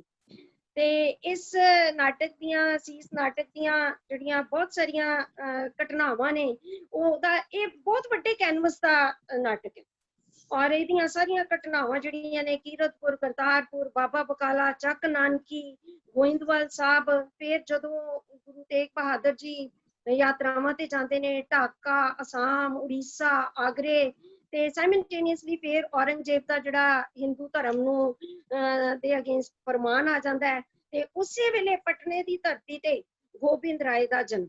ਮੈਨੂੰ ਲੱਗਦਾ ਹੁੰਦਾ ਹੈ ਕਿ ਇੱਕ ਪਾਸੇ ਤਾਂ ਜਿਹੜੇ ਉਹ ਫਰਮਾਨ ਆ ਰਹੇ ਨੇ ਤੇ ਇੱਕ ਪਾਸੇ ਦੇਖੋ ਗੋਬਿੰਦ ਰਾਏ ਦਾ ਜਨਮ ਹੋਣਾ ਆਪਣੇ ਆਪ ਦੇ ਵਿੱਚ ਇੱਕ ਸਿੰਬਲ ਹੈ ਕਿ ਇਸ ਜ਼ੁਲਮ ਨੂੰ ਖਤਮ ਕਰਨ ਦੇ ਲਈ ਕਿਉਂਕਿ ਗੁਰੂ ਗੋਬਿੰਦ ਰਾਏ ਨੇ ਹੀ 9 ਸਾਲ ਦੀ ਉਮਰ ਵਿੱਚ ਆਪਣੇ ਪਿਤਾ ਜੀ ਨੂੰ ਇਸ ਕੁਰਬਾਨੀ ਦੇ ਲਈ ਭੇਜਿਆ ਸੀ। ਸੋ ਇਸ ਤਰ੍ਹਾਂ ਇਹ ਸਾਰੀਆਂ ਚੀਜ਼ਾਂ ਜਿਹੜੀਆਂ ਨੇ ਇਸ ਨਾਟਕ ਦੇ ਵਿੱਚ ਪੇਸ਼ ਹੋਈਆਂ ਨੇ ਔਰ ਜਨਮ ਤੋਂ ਸ਼ਹਾਦਤ ਤੱਕ ਦਾ ਲੰਬਾ ਇਤਿਹਾਸ ਔਰ ਬਹੁਤ ਸਾਰੇ ਪਾਤਰਾਂ ਨਾਲ ਸਿਰਜਿਆ ਹੋਇਆ ਵੱਡੇ ਕੈਨਵਸ ਦਾ ਇਹ ਪਾਤਰ ਹੈ, ਜਿਸ ਦੇ ਲਈ ਅਸੀਂ ਤੁਹਾਨੂੰ ਮੁਬਾਰਕਬਾਦ ਵੀ ਆਖਦੇ ਹਾਂ ਤੇ ਇਸ ਕਿਰਤ ਦਾ ਸਵਾਗਤ ਵੀ ਕਰਦੇ ਹਾਂ ਤੇ ਉਮੀਦ ਕਰਦੇ ਹਾਂ ਕਿ ਕਰੋਨਾ ਕਾਲ ਤੋਂ ਬਾਅਦ ਛੇਤੀ ਤੁਸੀਂ ਇਸ ਨੂੰ ਮੰਚ ਤੇ ਪੇਸ਼ ਕਰੋਗੇ ਤੇ ਸਾਡੀ ਇਹ ਬਹੁਤ ਹੀ ਚੰਗੀ ਕਿਸਮਤ ਹੋਏਗੀ ਕਿ ਅਸੀਂ ਇਸ ਨਾਟਕ ਨੂੰ ਸਟੇਜ ਤੇ ਹੁੰਦਾ ਹੋਇਆ ਦੇਖਾਂਗੇ। ਥੈਂਕ ਯੂ ਵੀਨਾ, ਤੁਸੀਂ ਬਹੁਤ ਸੋਹਣੀਆਂ ਗੱਲਾਂ ਕੀਤੀਆਂ। ਤੁਸੀਂ ਤੇ ਗੁਰਮੀਤ ਦੋਵੇਂ ਮੈਨੂੰ ਜ਼ਿਆਦਾ ਚੈਲੰਜ ਦੇ ਰਹੇ ਹੋ, ਹੋਰ ਜ਼ਿਆਦਾ ਕਿ ਇੰਨੀ ਹੀ ਅੱਛੀ ਇਹਦੀ ਪੇਸ਼ਕਾਰੀ ਹੋਵੇ।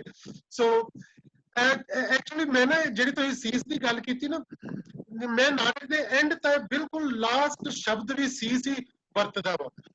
ਜੀ ਜੀ ਸੀਸ ਦਾ ਜਿਹੜਾ ਸਫ਼ਰ ਹੈ, ਸੀਸ ਦਾ ਸਫ਼ਰ ਜਿਹੜਾ ਉਹ ਮੁੱਕਿਆ ਨਹੀਂ, ਉਹ ਰੁਕਿਆ ਨਹੀਂ। ਉਹ ਸ਼ਹਾਦਤਾਂ ਦਾ ਸਫ਼ਰ ਜਿਹੜਾ ਉਹ ਬੜਾ ਫਿਰ ਅੱਗੇ ਤੁਰਦਾ ਹੈ। ਉਹ ਚਾਹੇ ਭਾਈ ਜੀਵਨ ਸਿੰਘ ਦੇ ਰੂਪ ਵਿੱਚ ਚੱਲੇ ਜਾਂ ਫਿਰ ਮੁੜ ਕੇ ਜਦੋਂ ਸਾਡੀਆਂ ਅਗਲੀਆਂ ਲਹਿਰਾਂ ਤੁਰਦੀਆਂ ਨੇ ਉਹਨਾਂ ਦੇ ਵਿੱਚ ਸ਼ਹਾਦਤਾਂ ਦਾ ਸਫ਼ਰ, ਦੇਸ਼ ਦੀ ਆਜ਼ਾਦੀ ਵਾਸਤੇ ਜਿਹੜਾ ਕਿ ਉਹ ਵੀ ਸ਼ਹਾਦਤਾਂ ਦਾ ਸਫ਼ਰ ਤੁਰਦਾ ਹੈ। ਸੋ ਉਹ ਸੀਸ ਦਾ ਸਫ਼ਰ ਜਿਹੜਾ ਮੁੱਕਦਾ ਨਹੀਂ ਹੈ ਸਾਡੇ ਇਤਿਹਾਸ ਦੇ ਵਿੱਚੋਂ। ਮੈਂ ਉਸ ਸਫ਼ਰ ਦੇ ਨਾਲ ਜਿਹੜੀ ਸੀਸ ਦੀ ਗੱਲ ਜਿਹੜੀ ਉਹ ਜੋੜਦਾ।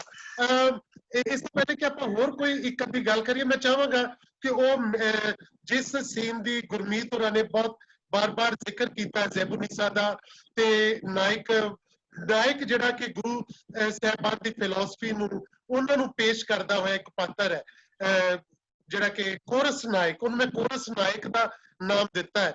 ਇਹ ਮੈਂ ਜਿਵੇਂ ਸ਼ੁਰੂ ਚ ਦੱਸਿਆ ਸੀ ਕਿ ਮੈਂ ਗ੍ਰੀਕ ਜਿਹੜੇ ਨਾਟਕ ਹੈ, ਗ੍ਰੀਕ ਜਿਹੜਾ ਥੀਏਟਰ ਸੀ, ਉਹਦੇ ਵਿੱਚ ਕੋਰਸ ਬਹੁਤ ਇੰਪੋਰਟੈਂਟ ਸੀ ਤੇ ਉਹਦੇ ਵਿੱਚ ਕੋਰਸ ਨਾਇਕ ਏਦਾਂ ਪੇਸ਼ ਹੁੰਦਾ ਸੀ।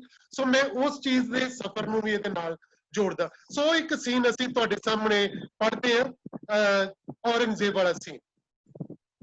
ਔਰੰਗਜ਼ੇਬ ਮੈਂ ਆਪ ਪੜ੍ਹਦਾ, ਜਿੰਨੇ ਔਰੰਗਜ਼ੇਬ ਪੜ੍ਹਨਾ ਸੀ ਉਹ ਸਾਡਾ ਅੱਜ ਔਰੰਗਜ਼ੇਬ ਭੱਜ ਗਿਆ ਕਿਤੇ, ਮੈਂ ਕਿਹਾ ਮੈਂ ਆਪ ਹੀ ਪੜ੍ਹ ਲਾਂ।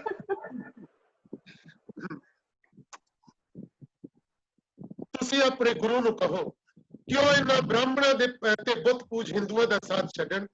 ਤੁਹਾਡੇ ਗੁਰੂ ਬੁੱਤ ਪੂਜ ਨਹੀਂ, ਫਿਰ ਇਹਨਾਂ ਬੁੱਤ ਪੂਜਕਾਂ ਦਾ ਸਾਥ ਕਿਉਂ ਦੇ ਰਹੇ ਨੇ?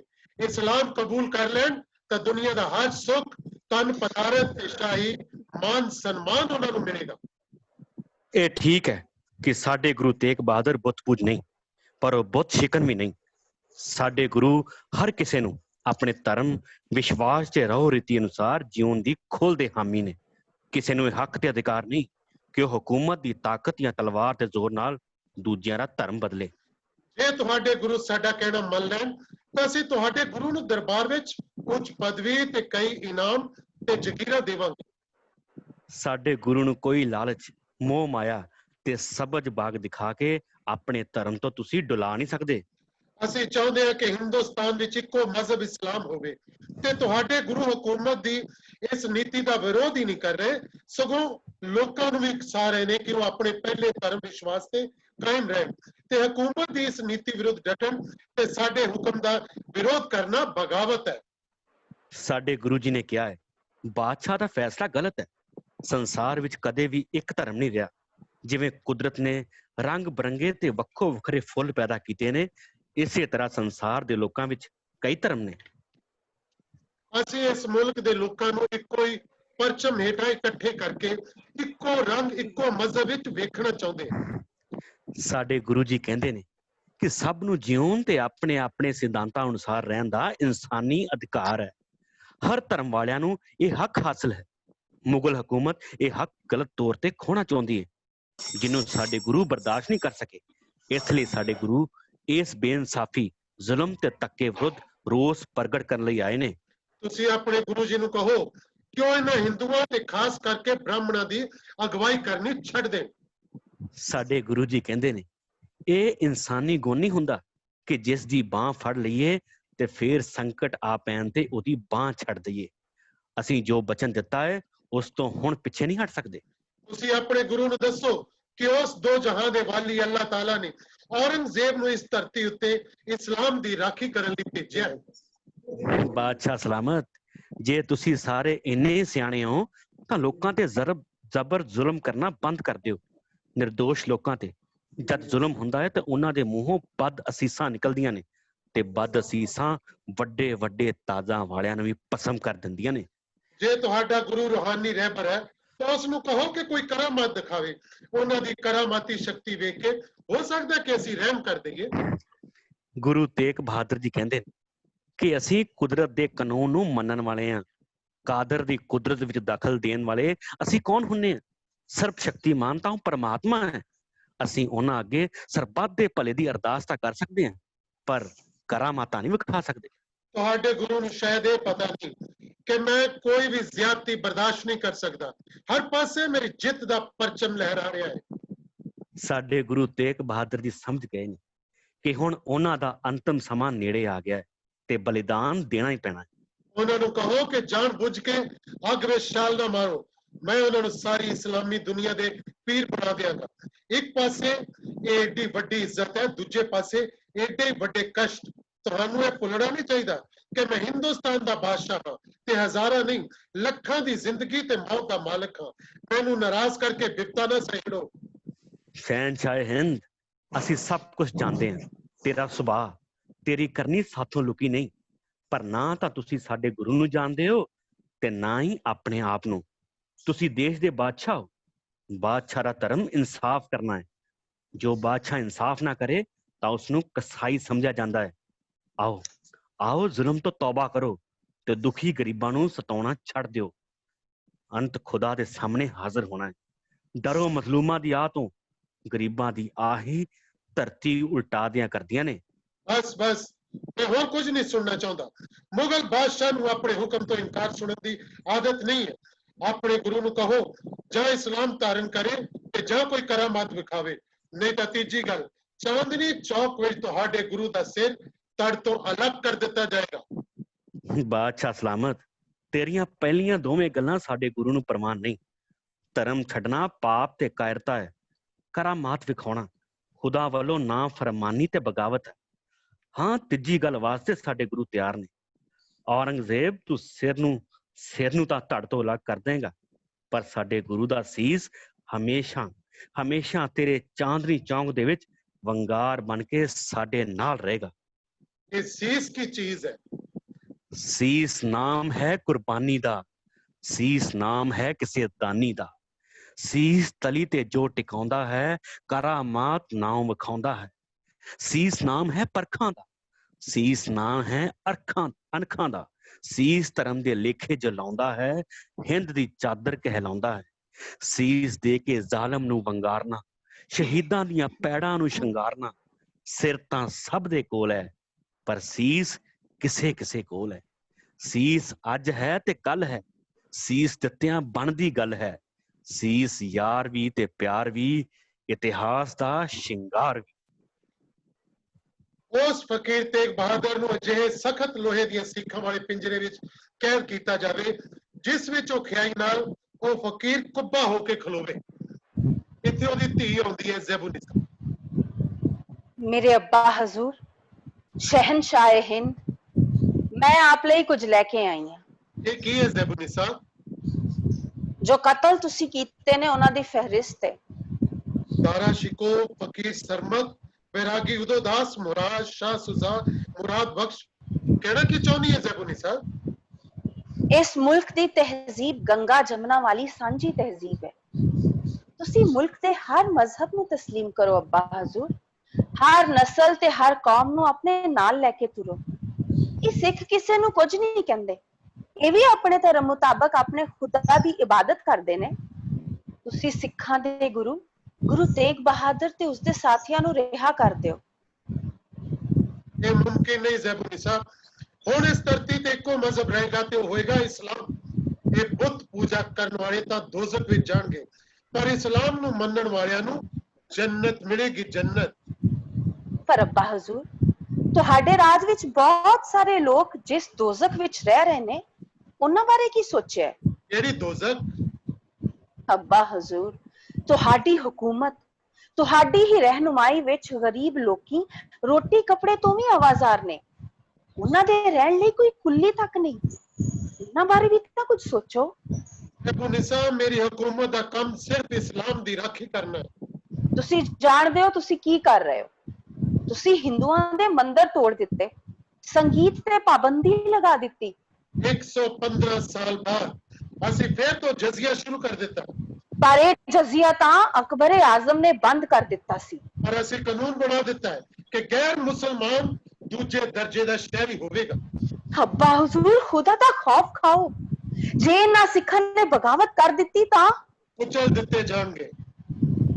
ਅੱਬਾ ਹੁਜ਼ੂਰ, ਜਿਵੇਂ ਕੁਦਰਤ ਦੇ ਵੱਖ-ਵੱਖ ਰੰਗਾਂ ਦੇ ਫੁੱਲਾਂ ਨਾਲ ਇਸ ਧਰਤੀ ਨੂੰ ਮਹਿਕਾਇਆ ਹੈ, ਉਸੇ ਤਰ੍ਹਾਂ ਵੱਖ-ਵੱਖ ਧਰਮ ਤੇ ਵੱਖ-ਵੱਖ ਜ਼ਾਤਾਂ ਦੇ ਲੋਕਾਂ ਦੇ ਨਾਲ ਹੀ ਮੁਲਕ ਬਣਦਾ ਹੈ। ਇਹ ਤੁਸੀਂ ਚਾਹੁੰਦੇ ਹੋ ਕਿ ਧਰਤੀ ਤੇ ਇੱਕੋ ਹੀ ਰੰਗ ਦੇ ਫੁੱਲ ਹੋਣ ਤਾਂ ਇਹ ਕੁਦਰਤ ਨਾਲ ਵੀ ਤੇ ਅੱਲਾਹ ਤਾਲਾ ਨਾਲ ਵੀ ਜ਼ਿਆਦਤੀ ਹੋਵੇਗੀ। ਇਹ ਕਾਫਿਰ ਜੇਕਰ ਇਸਲਾਮ ਕਬੂਲ ਨਹੀਂ ਕਰਨਗੇ ਤਾਂ ਇਹਨਾਂ ਨੂੰ ਵੀ ਸਜ਼ਾਏ ਮੌਤ ਮਿਲੇਗੀ। ਤਲਵਾਰ ਤੇ ਇੱਕ ਵਾਰ ਨਾਲ ਗਰਦਨ ਤੜ ਤੋਂ ਅਲੱਗ ਕਰ ਦਿੱਤੀ ਜਾਏਗੀ। ਇਹ ਪੀਰਾਂ ਫਕੀਰਾਂ ਉੱਤੇ ਅੰਨਾ ਜ਼ੁਲਮ ਹੈ। ਮਰਨਾ ਤਾਂ ਇੱਕ ਵਾਰ ਹੀ ਹੁੰਦਾ ਹੈ। ਅੱਬਾ ਹਜ਼ੂਰ, ਤੁਸੀਂ ਇੰਨੀ ਕੁ ਗੱਲ ਵੀ ਨਹੀਂ ਸਮਝਦੇ। ਜ਼ਰੂਰੀ ਨਹੀਂ ਹੈ ਹਰ ਆਦਮੀ ਤੁਹਾਡੀ ਮਰਜ਼ੀ ਅਨੁਸਾਰ ਜੀਵੇ ਜਾਂ ਤੁਹਾਡੀ ਰਜ਼ਾ ਅਨੁਸਾਰ ਮਰੇ। ਤੁਸੀਂ ਜੋ ਚਾਹੁੰਦੇ ਹੋ ਉਹ ਫਕੀਰ ਤੇਗ ਬਹਾਦਰ ਨਹੀਂ ਕਰਨਗੇ ਤੇ ਜੋ ਉਹ ਚਾਹੁੰਦੇ ਨੇ ਉਹ ਤੁਹਾਨੂੰ ਮਨਜ਼ੂਰ ਨਹੀਂ ਹੋਣਾ। ਬਹੁਤ ਮੁਸ਼ਕਿਲ ਵਕਤ ਆਉਣ ਵਾਲਾ ਹੈ ਉਸ ਫਕੀਰ ਉੱਤੇ। ਉਸ ਨੇ ਅਜੇ ਕਾਜ਼ੀ ਦੇ ਜ਼ੁਲਮ ਨਹੀਂ ਵੇਖੇ ਜੋ ਕਿਸੇ ਕੋਲੋਂ ਵੀ ਸਹਾਰੇ ਨਹੀਂ ਜਾਂਦੇ। ਸਜ਼ਾ ਦੇਣ ਲੱਗਿਆ ਤਾਂ ਕਾਜ਼ੀ ਉੱਪਰ ਭੂਤਾਂ ਪ੍ਰੇਤਾਂ ਦਾ ਕਹਿਰ ਆ ਜਾਂਦਾ ਹੈ। ਉਹ ਆਦਮੀ ਤਾਂ ਰਹਿੰਦਾ ਹੀ ਨਹੀਂ ਹੈ। ਅੱਬਾ ਹਜ਼ੂਰ, ਜੇ ਤੁਹਾਡੇ ਕਾਜ਼ੀ ਵਿੱਚ ਭੂਤ ਪ੍ਰੇਤ ਆਣ ਵੜਦੇ ਨੇ ਤਾਂ ਉਸ ਫਕੀਰ ਦੇ ਅੰਦਰਲਾ ਮਨੁੱਖ ਜਾਗਦਾ ਰਹਿੰਦਾ ਹੈ। ਅੱਬਾ ਹਜ਼ੂਰ, ਹੁਕਮਰਾਨਾਂ ਦੀ ਰਜ਼ਾ ਵਿੱਚ ਰਾਜ਼ੀ ਹੋ ਜਾਣਾ, ਇਸਲਾਮ ਕਬੂਲ ਕਰ ਲੈਣਾ, ਕਰਾਮਾਤਾਂ ਦਿਖਲਾਵਣਾ ਇਹ ਫਕੀਰਾਂ ਦਾ ਕੰਮ ਨਹੀਂ। ਕਸ਼ਮੀਰੀ ਬ੍ਰਾਹਮਣਾਂ ਦੀ ਉਹਨਾਂ ਨੇ ਬਾਹ ਪਕੜੀ ਹੈ। ਸੁਣਦੇ ਜੀ ਉਹ ਬਾਹ ਨਹੀਂ ਛੱਡਣਗੇ। ਉਹ ਬਹੁਤ ਅੱਗੇ ਲੰਘ ਆਏ ਨੇ ਅੱਬਾ ਹਜ਼ੂਰ। ਮੈਂ ਜਾਣਦਾ ਜ਼ੈਬੁਨਿਸਾ ਕਿ ਪੁੱਤਰੀ ਤਾਂ ਤੂੰ ਮੇਰੀ ਹੈ ਪਰ ਤੂੰ ਵੀ ਆਪਣੇ ਚਾਚਾ ਦਾਰਾ ਸ਼ਿਕੋ ਵਾਂਗੂ ਸ਼ਾਇਰੀ ਕਰਦੀ ਹੈ ਤੇ ਸੂਫੀ ਸਾਈਂ ਤੇ ਦਰਵੇਸ਼ਾਂ ਨੂੰ ਮੰਨਦੀ ਹੈ। ਪਰ ਤੂੰ ਦੇਖ ਚੁੱਕੀ ਹੈ ਕਿ ਮੈਂ ਉਸ ਨੰਗ ਮਨੰਗੇ ਸੂਫੀ ਫਕੀਰ ਸਰਮਦ ਦਾ ਜਾਮਾ ਮਸਜਿਦ ਦੇ ਸਾਹਮਣੇ ਕਿਵੇਂ ਸਰ ਧੜ ਤੋਂ ਅਲੱਗ ਕਰ ਦਿੱਤਾ ਸੀ। ਅੱਬਾ ਹਜ਼ੂਰ, ਜੇ ਤੁਸੀਂ ਸਿੱਖ ਗੁਰੂ ਨੂੰ ਕਤਲ ਕੀਤਾ ਤਾਂ ਇਹ ਜ਼ੁਲਮ ਦੀ ਇੰਤਹਾ ਹੋਏਗੀ। ਫਿਰ ਇਸ ਮੁਗਲ ਹਕੂਮਤ ਨੂੰ ਬਰਬਾਦ ਹੋਣ ਤੋਂ ਕੋਈ ਨਹੀਂ ਬਚਾ ਸਕਦਾ। ਅੱਬਾ ਹਜ਼ੂਰ, ਉਹ ਸਾਈਂ ਫਕੀਰ ਤਾਂ ਅੱਲਾ ਦਾ ਨੂਰ ਹੈ, ਤੇ ਨੂਰ ਨੂੰ ਕੌਣ ਕੈਦ ਵਿੱਚ ਰੱਖ ਸਕਦਾ ਹੈ?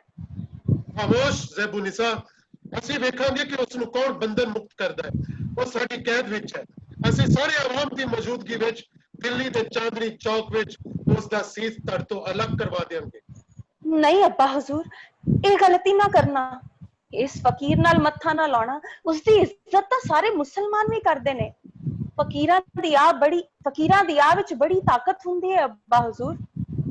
ਕਾਜ਼ੀਆਂ, ਹਜ਼ੂਰ ਦਾ ਇਕਬਾਲ ਬੁਲੰਦ ਰਹੇ, ਬਾਦਸ਼ਾਹ ਸਲਾਮਤ।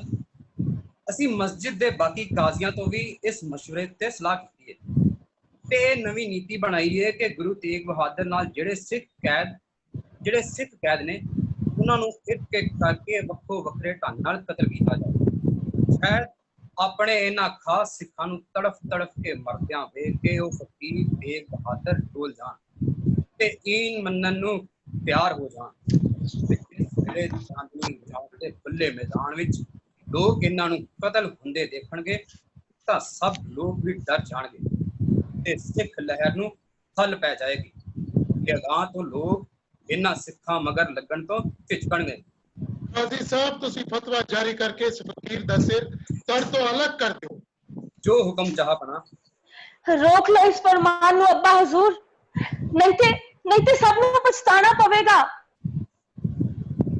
ਇਹ ਇੱਕ ਨਾਟਕ ਦਾ ਵਿਚਕਾਰ ਬਹੁਤ ਅਹਿਮ ਸੀਨ ਹੈ ਔਰ ਇਸ ਸੀਨ ਦੇ ਰਾਹੀਂ ਮੈਂ ਕਾਫੀ ਕੁਝ ਜਿਹੜਾ ਅੱਜ ਦੇ ਸਮਿਆਂ ਮੁਤਾਬਕ ਵੀ ਜਿਹੜੀ ਗੁਰਮੀਤ ਕੜਿਆਲਵੀ ਹੋਰਾਂ ਨੇ ਪਹਿਲੇ ਗੱਲ ਕੀਤੀ ਸੀ ਕਿ ਮੈਂ ਅੱਜ ਦੇ ਸਮਿਆਂ ਮੁਤਾਬਕ ਵੀ ਕਿ ਸਾਡੇ ਵੀ ਬਹੁਤ ਸਾਰਾ ਕੁਝ ਇਹੋ ਜਿਹਾ ਹੋ ਰਿਹਾ ਕਿ ਸ਼ਾਇਦ ਸਾਰੇ ਲੋਕ ਇੱਕੋ ਰੰਗ ਦਾ ਪਹਿਰਾਵਾ ਪਹਿਨ ਲੈਣ ਤੇ ਫਿਰ ਜ਼ਿਆਦਾ ਵਧੀਆ ਹਕੂਮਤ ਹੋ ਸਕਦੀ ਹੈ।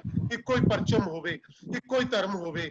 ਸੋ ਮੈਂ ਉਸ ਦੇ ਨਾਲ ਗੱਲ ਜੋੜਦਿਆਂ ਹੋਇਆ ਇਸ ਸੀਨ ਦੇ ਵਿੱਚ ਜਿਹੜਾ ਉਹ ਅੱਜ ਦੇ ਸਮਿਆਂ ਦੇ ਉੱਤੇ ਵੀ ਜਿਹੜੀ ਹੈ ਉਹ ਗੱਲ ਕੀਤੀ ਹੈ। ਸੋ ਇਹ ਨਾਟਕ ਜਿਹੜਾ ਇਸ ਤਰ੍ਹਾਂ ਬਣਦਾ ਹੈ, ਅੱਗੇ ਤੁਰਦਾ ਹੈ।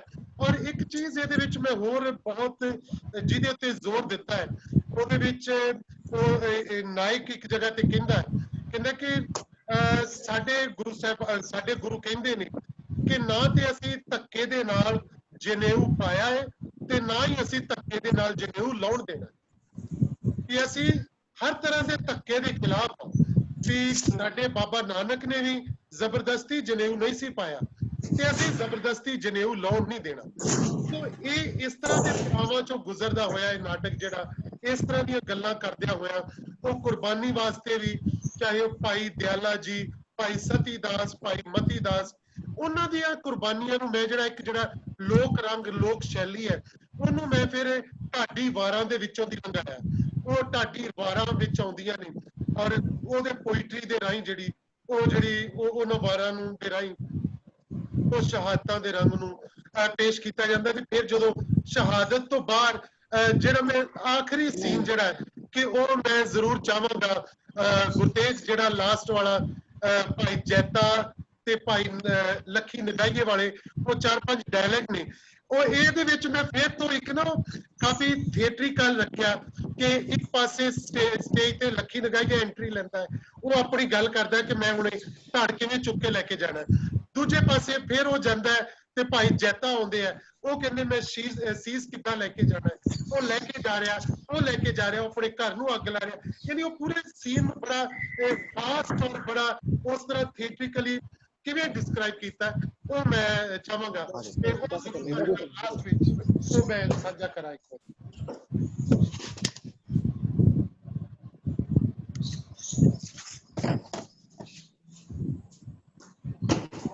ਮੈਂ ਜੈਤਾ ਭਾਈ ਜੈਤਾ ਤੋਂ ਗੁਰਤੇਜ।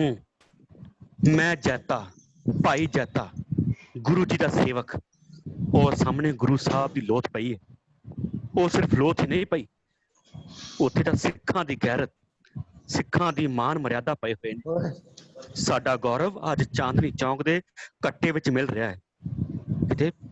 ਕਿਤੇ ਸਿਪਾਹੀ ਗੁਰੂ ਜੀ ਦੀ ਬੇਇੱਜ਼ਤੀ ਨਾ ਕਰ ਦੇਣ। ਇਸ ਲਈ ਮੈਂ ਤਾਂ ਇੱਥੋਂ ਇੱਕ ਪਲ ਵੀ ਲਾਂਭੇ ਨਹੀਂ ਹੋਵਾਂਗਾ। ਉਹ ਭਾਵੇਂ ਮੈਨੂੰ ਕਤਲ ਕਰ ਦੇਣ। ਚਾਂਦਨੀ ਚੌਂਕ ਵਿੱਚ ਉਸ ਵੇਲੇ ਕਿੰਨੀ ਦਹਿਸ਼ਤ ਸੀ। ਇਹਨਾਂ ਜ਼ਾਲਮਾਂ ਨੇ ਗੁਰੂ ਜੀ ਨੂੰ ਉਸ ਥੜੇ ਉੱਪਰ ਬਿਠਾਇਆ ਸੀ ਤੇ ਮੇਰੇ ਗੁਰੂ ਸ਼ਾਂਤ ਚਿੱਤ ਡੋਲ ਸਿਮਰਨ ਕਰੀ ਜਾ ਰਹੇ ਸੀ।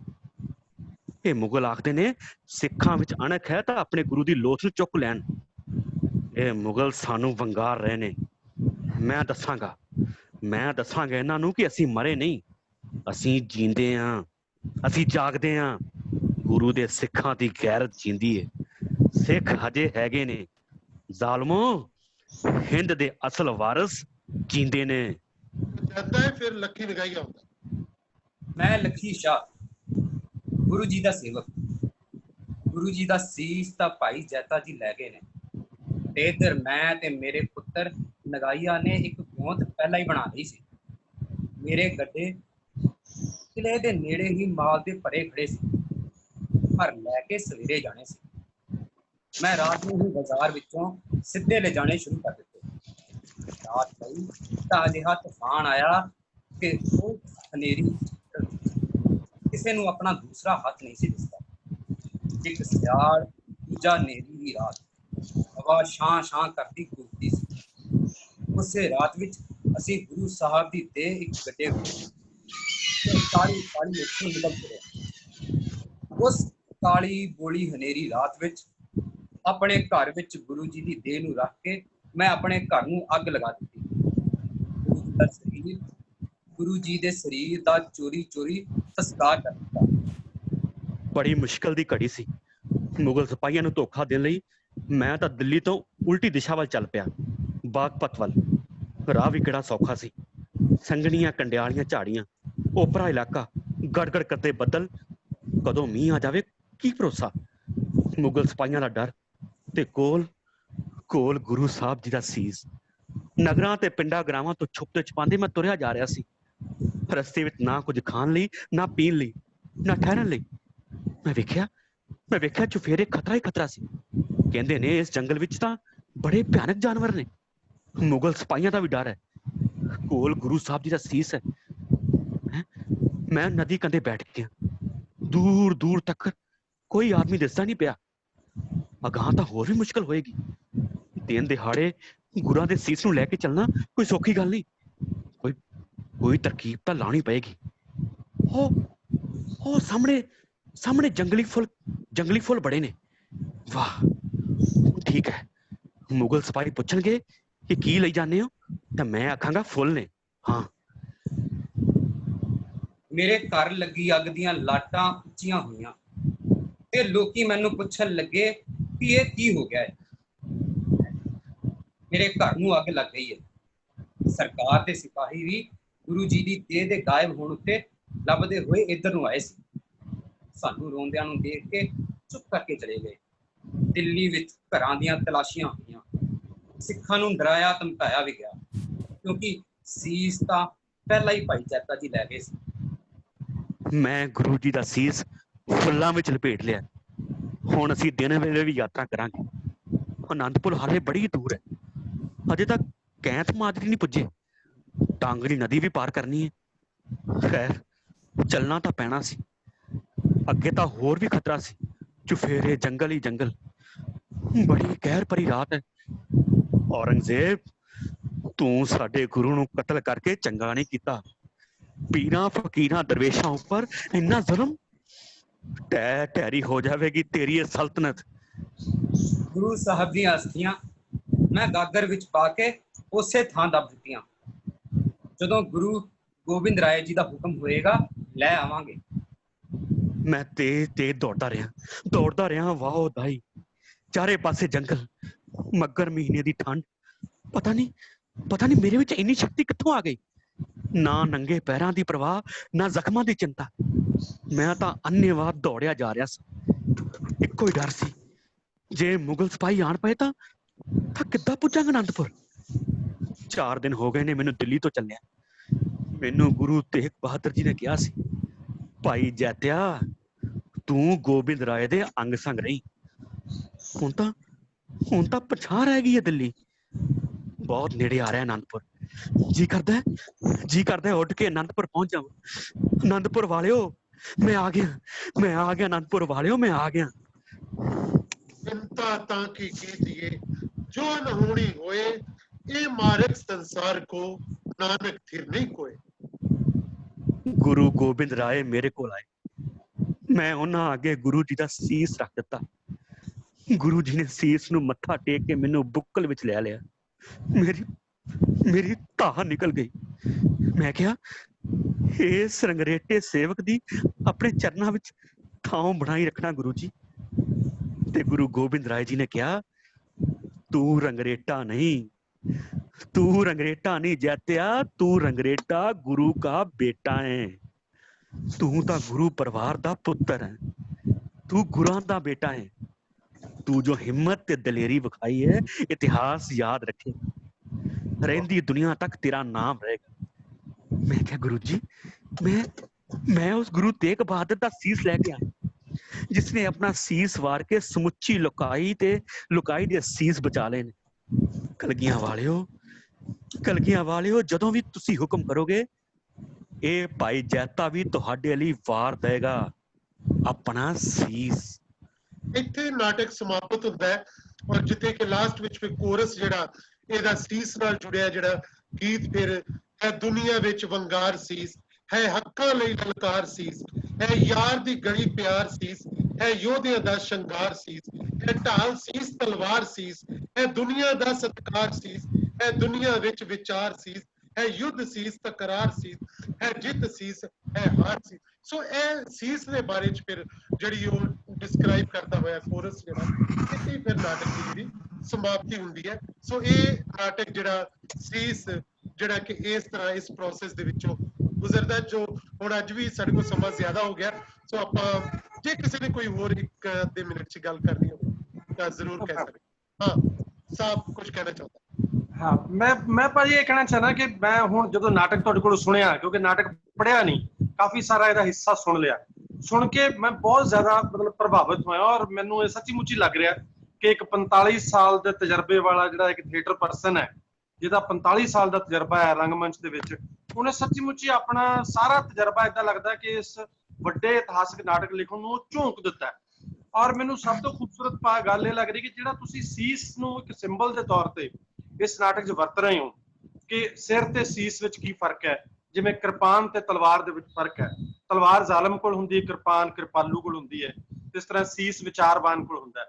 सो बड़ा खूबसूरत तुसीं ये मैटाफर भी एक बना दिता सीस नूं, ते नाटक एक वड्डी एक गल करेगा कि कित्थे एक डरे होए सिर आनंदपुर साहब आंदे ने गुरु साहब दे कोल, कित्थे फिर वो सीस एक विचार लैके चांदनी चौक पहुंचदा, फिर वो विचार उस जमीन च डिगदा है, उस विचार नूं भाई जैता संभाल के वापस आनंदपुर साहब लैके आंदा, फिर उत्थों ही गुरु गोबिंद राय उस विचार नूं लैके किवें 5 सीस जिहड़े उन्हां नूं किवें अथॉरिटी दिंदा। सो ये बड़ी कमाल दी कंटीन्यूटी है जिहड़ी तुहाडी नाटक दे विच तुसीं नाटक दे विच सिरजी है सीस राहीं, और अज दे समयां दे विच इहदी प्रसंगिकता ते बहुत कमाल होएगी, क्योंकि अज सीस नूं चैलेंज है, सीस नूं चुनौती है, अज सिरां नूं कोई चुनौती नहीं है, सिर तां झुक सकदा है। सो मैं तुहानूं बधाई भी देनी चाहना और मेरे अंदर बहुत उत्सुकता जागी है कि जदों ये नाटक पेश होएगा तो जिवें कहंदे हुंदे ने कि फिल्म दा पहला शो जरूर देखना, तो मैं चाहांगा कि फिल्म दा पहला इस नाटक दा पहला शो जिथे भी होवे मैं जरूर उत्थे हाजिर होवां। बहुत भाई बहुत बधाई वाली गल है। ਬਹੁਤ ਸੀਸ ਦੇ ਸਫ਼ਰ ਦੀ ਸਾਹਿਬ ਤੁਸੀਂ ਇੱਕ ਲੜੀ ਹੋਰ ਜੋੜ ਦਿੱਤੀ ਕਿ ਜਦੋਂ ਗੁਰੂ ਗੋਬਿੰਦ ਸਿੰਘ ਜੀ ਨੇ ਅੰਮ੍ਰਿਤ ਛਕਾਇਆ ਸੀ ਤੇ ਉਦੋਂ ਵੀ ਗੱਲ ਜਿਹੜੀ ਸੀ ਉਹ ਫੇਰ ਸੀਸ ਤੇ ਆਈ ਕਿ ਉਹ 5 ਪਿਆਰਿਆਂ ਦੇ ਜਿਹੜੇ ਕਿਉਂਕਿ ਵੇ ਸਿਰ ਲੱਥੇ ਤੇ ਸੀਸ ਬਣੇ। ਇਹ ਤੁਹਾਡਾ ਨਾਟਕ ਸੁਣਦੇ ਹੋਏ ਮੇਰੇ ਮਨ 'ਚ ਆਈਡੀਆ ਆ ਰਿਹਾ ਸੀ। ਇਹ ਕਿੱਦਾਂ ਸਫ਼ਰ ਦੇਖੋ ਸੀਸ ਦਾ, ਜਿਸ ਗੱਲ ਮੈਂ ਕਰ ਰਿਹਾ ਕਿ ਸੀਸ ਦਾ ਸਫ਼ਰ ਅੱਗੇ ਫਿਰ ਜਦੋਂ ਸਾਡਾ ਇਤਿਹਾਸ ਅੱਗੇ ਵੀ ਤੁਰਦਾ ਵਾ ਸਾਡੇ ਦੇਸ਼ ਦੀ ਆਜ਼ਾਦੀ ਵੱਲ ਵੀ, ਕਿ ਉਦੋਂ ਵੀ ਕਿੰਨੇ ਸੀਸ ਜਿਹੜੇ ਆ ਕਿ ਉਹ ਕੁਰਬਾਨ ਹੁੰਦੇ ਆ ਦੇਸ਼ ਦੀ ਆਜ਼ਾਦੀ ਲਈ। ਸੋ ਇਹ ਸੀਸ ਦਾ ਸਫ਼ਰ ਜਿਹੜਾ ਔਰ ਵਿਚਾਰਾਂ ਦਾ ਸਫ਼ਰ ਜਿਹੜਾ ਇਹ ਮੇਰੇ ਖਿਆਲ ਜਾਰੀ ਰਹਿਣਾ ਚਾਹੀਦਾ। ਸੋ ਬਹੁਤ ਸ਼ੁਕਰੀਆ। ਕੋਈ ਹੋਰ ਕਿਸੇ ਦਾ ਕੋਈ ਹੱਥ ਖੜਾ ਹੋਇਆ ਤੇ ਸੋ ਥੈਂਕ ਯੂ ਗੁਰਮੀਤ, ਤੁਸੀਂ ਟਾਈਮ ਕੱਢਿਆ।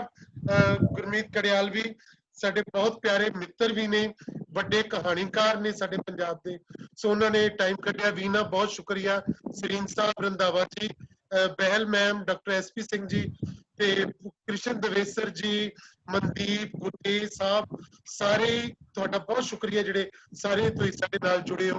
ਫਿਰ ਇੱਕ ਵਿਸ਼ੂ ਬਹੁਤ ਸ਼ੁਕਰੀਆ ਸਾਰਿਆਂ ਦਾ। ਕੱਲ ਮਿਲਦੇ ਆ, ਕੱਲ ਅਸੀਂ ਜਗਜੀਤ ਸਰੀਨ ਹੋਰਾਂ ਦੇ ਰੰਗਮੰਚ ਸਫ਼ਰ ਦੀ ਬਾਤ ਪਾਵਾਂਗੇ, ਉਹਨਾਂ ਦੇ ਰੰਗ ਸੰਘਰਸ਼ ਬਾਰੇ ਆਪਾਂ ਗੱਲ ਕਰਾਂਗੇ ਕੱਲ ਸ਼ਾਮ ਨੂੰ 5 ਤੋਂ 6 ਵਜੇ ਜਗਜੀਤ ਸਰੀਨ ਹੋਰਾਂ ਬਾਰੇ। ਬਹੁਤ ਸ਼ੁਕਰੀਆ।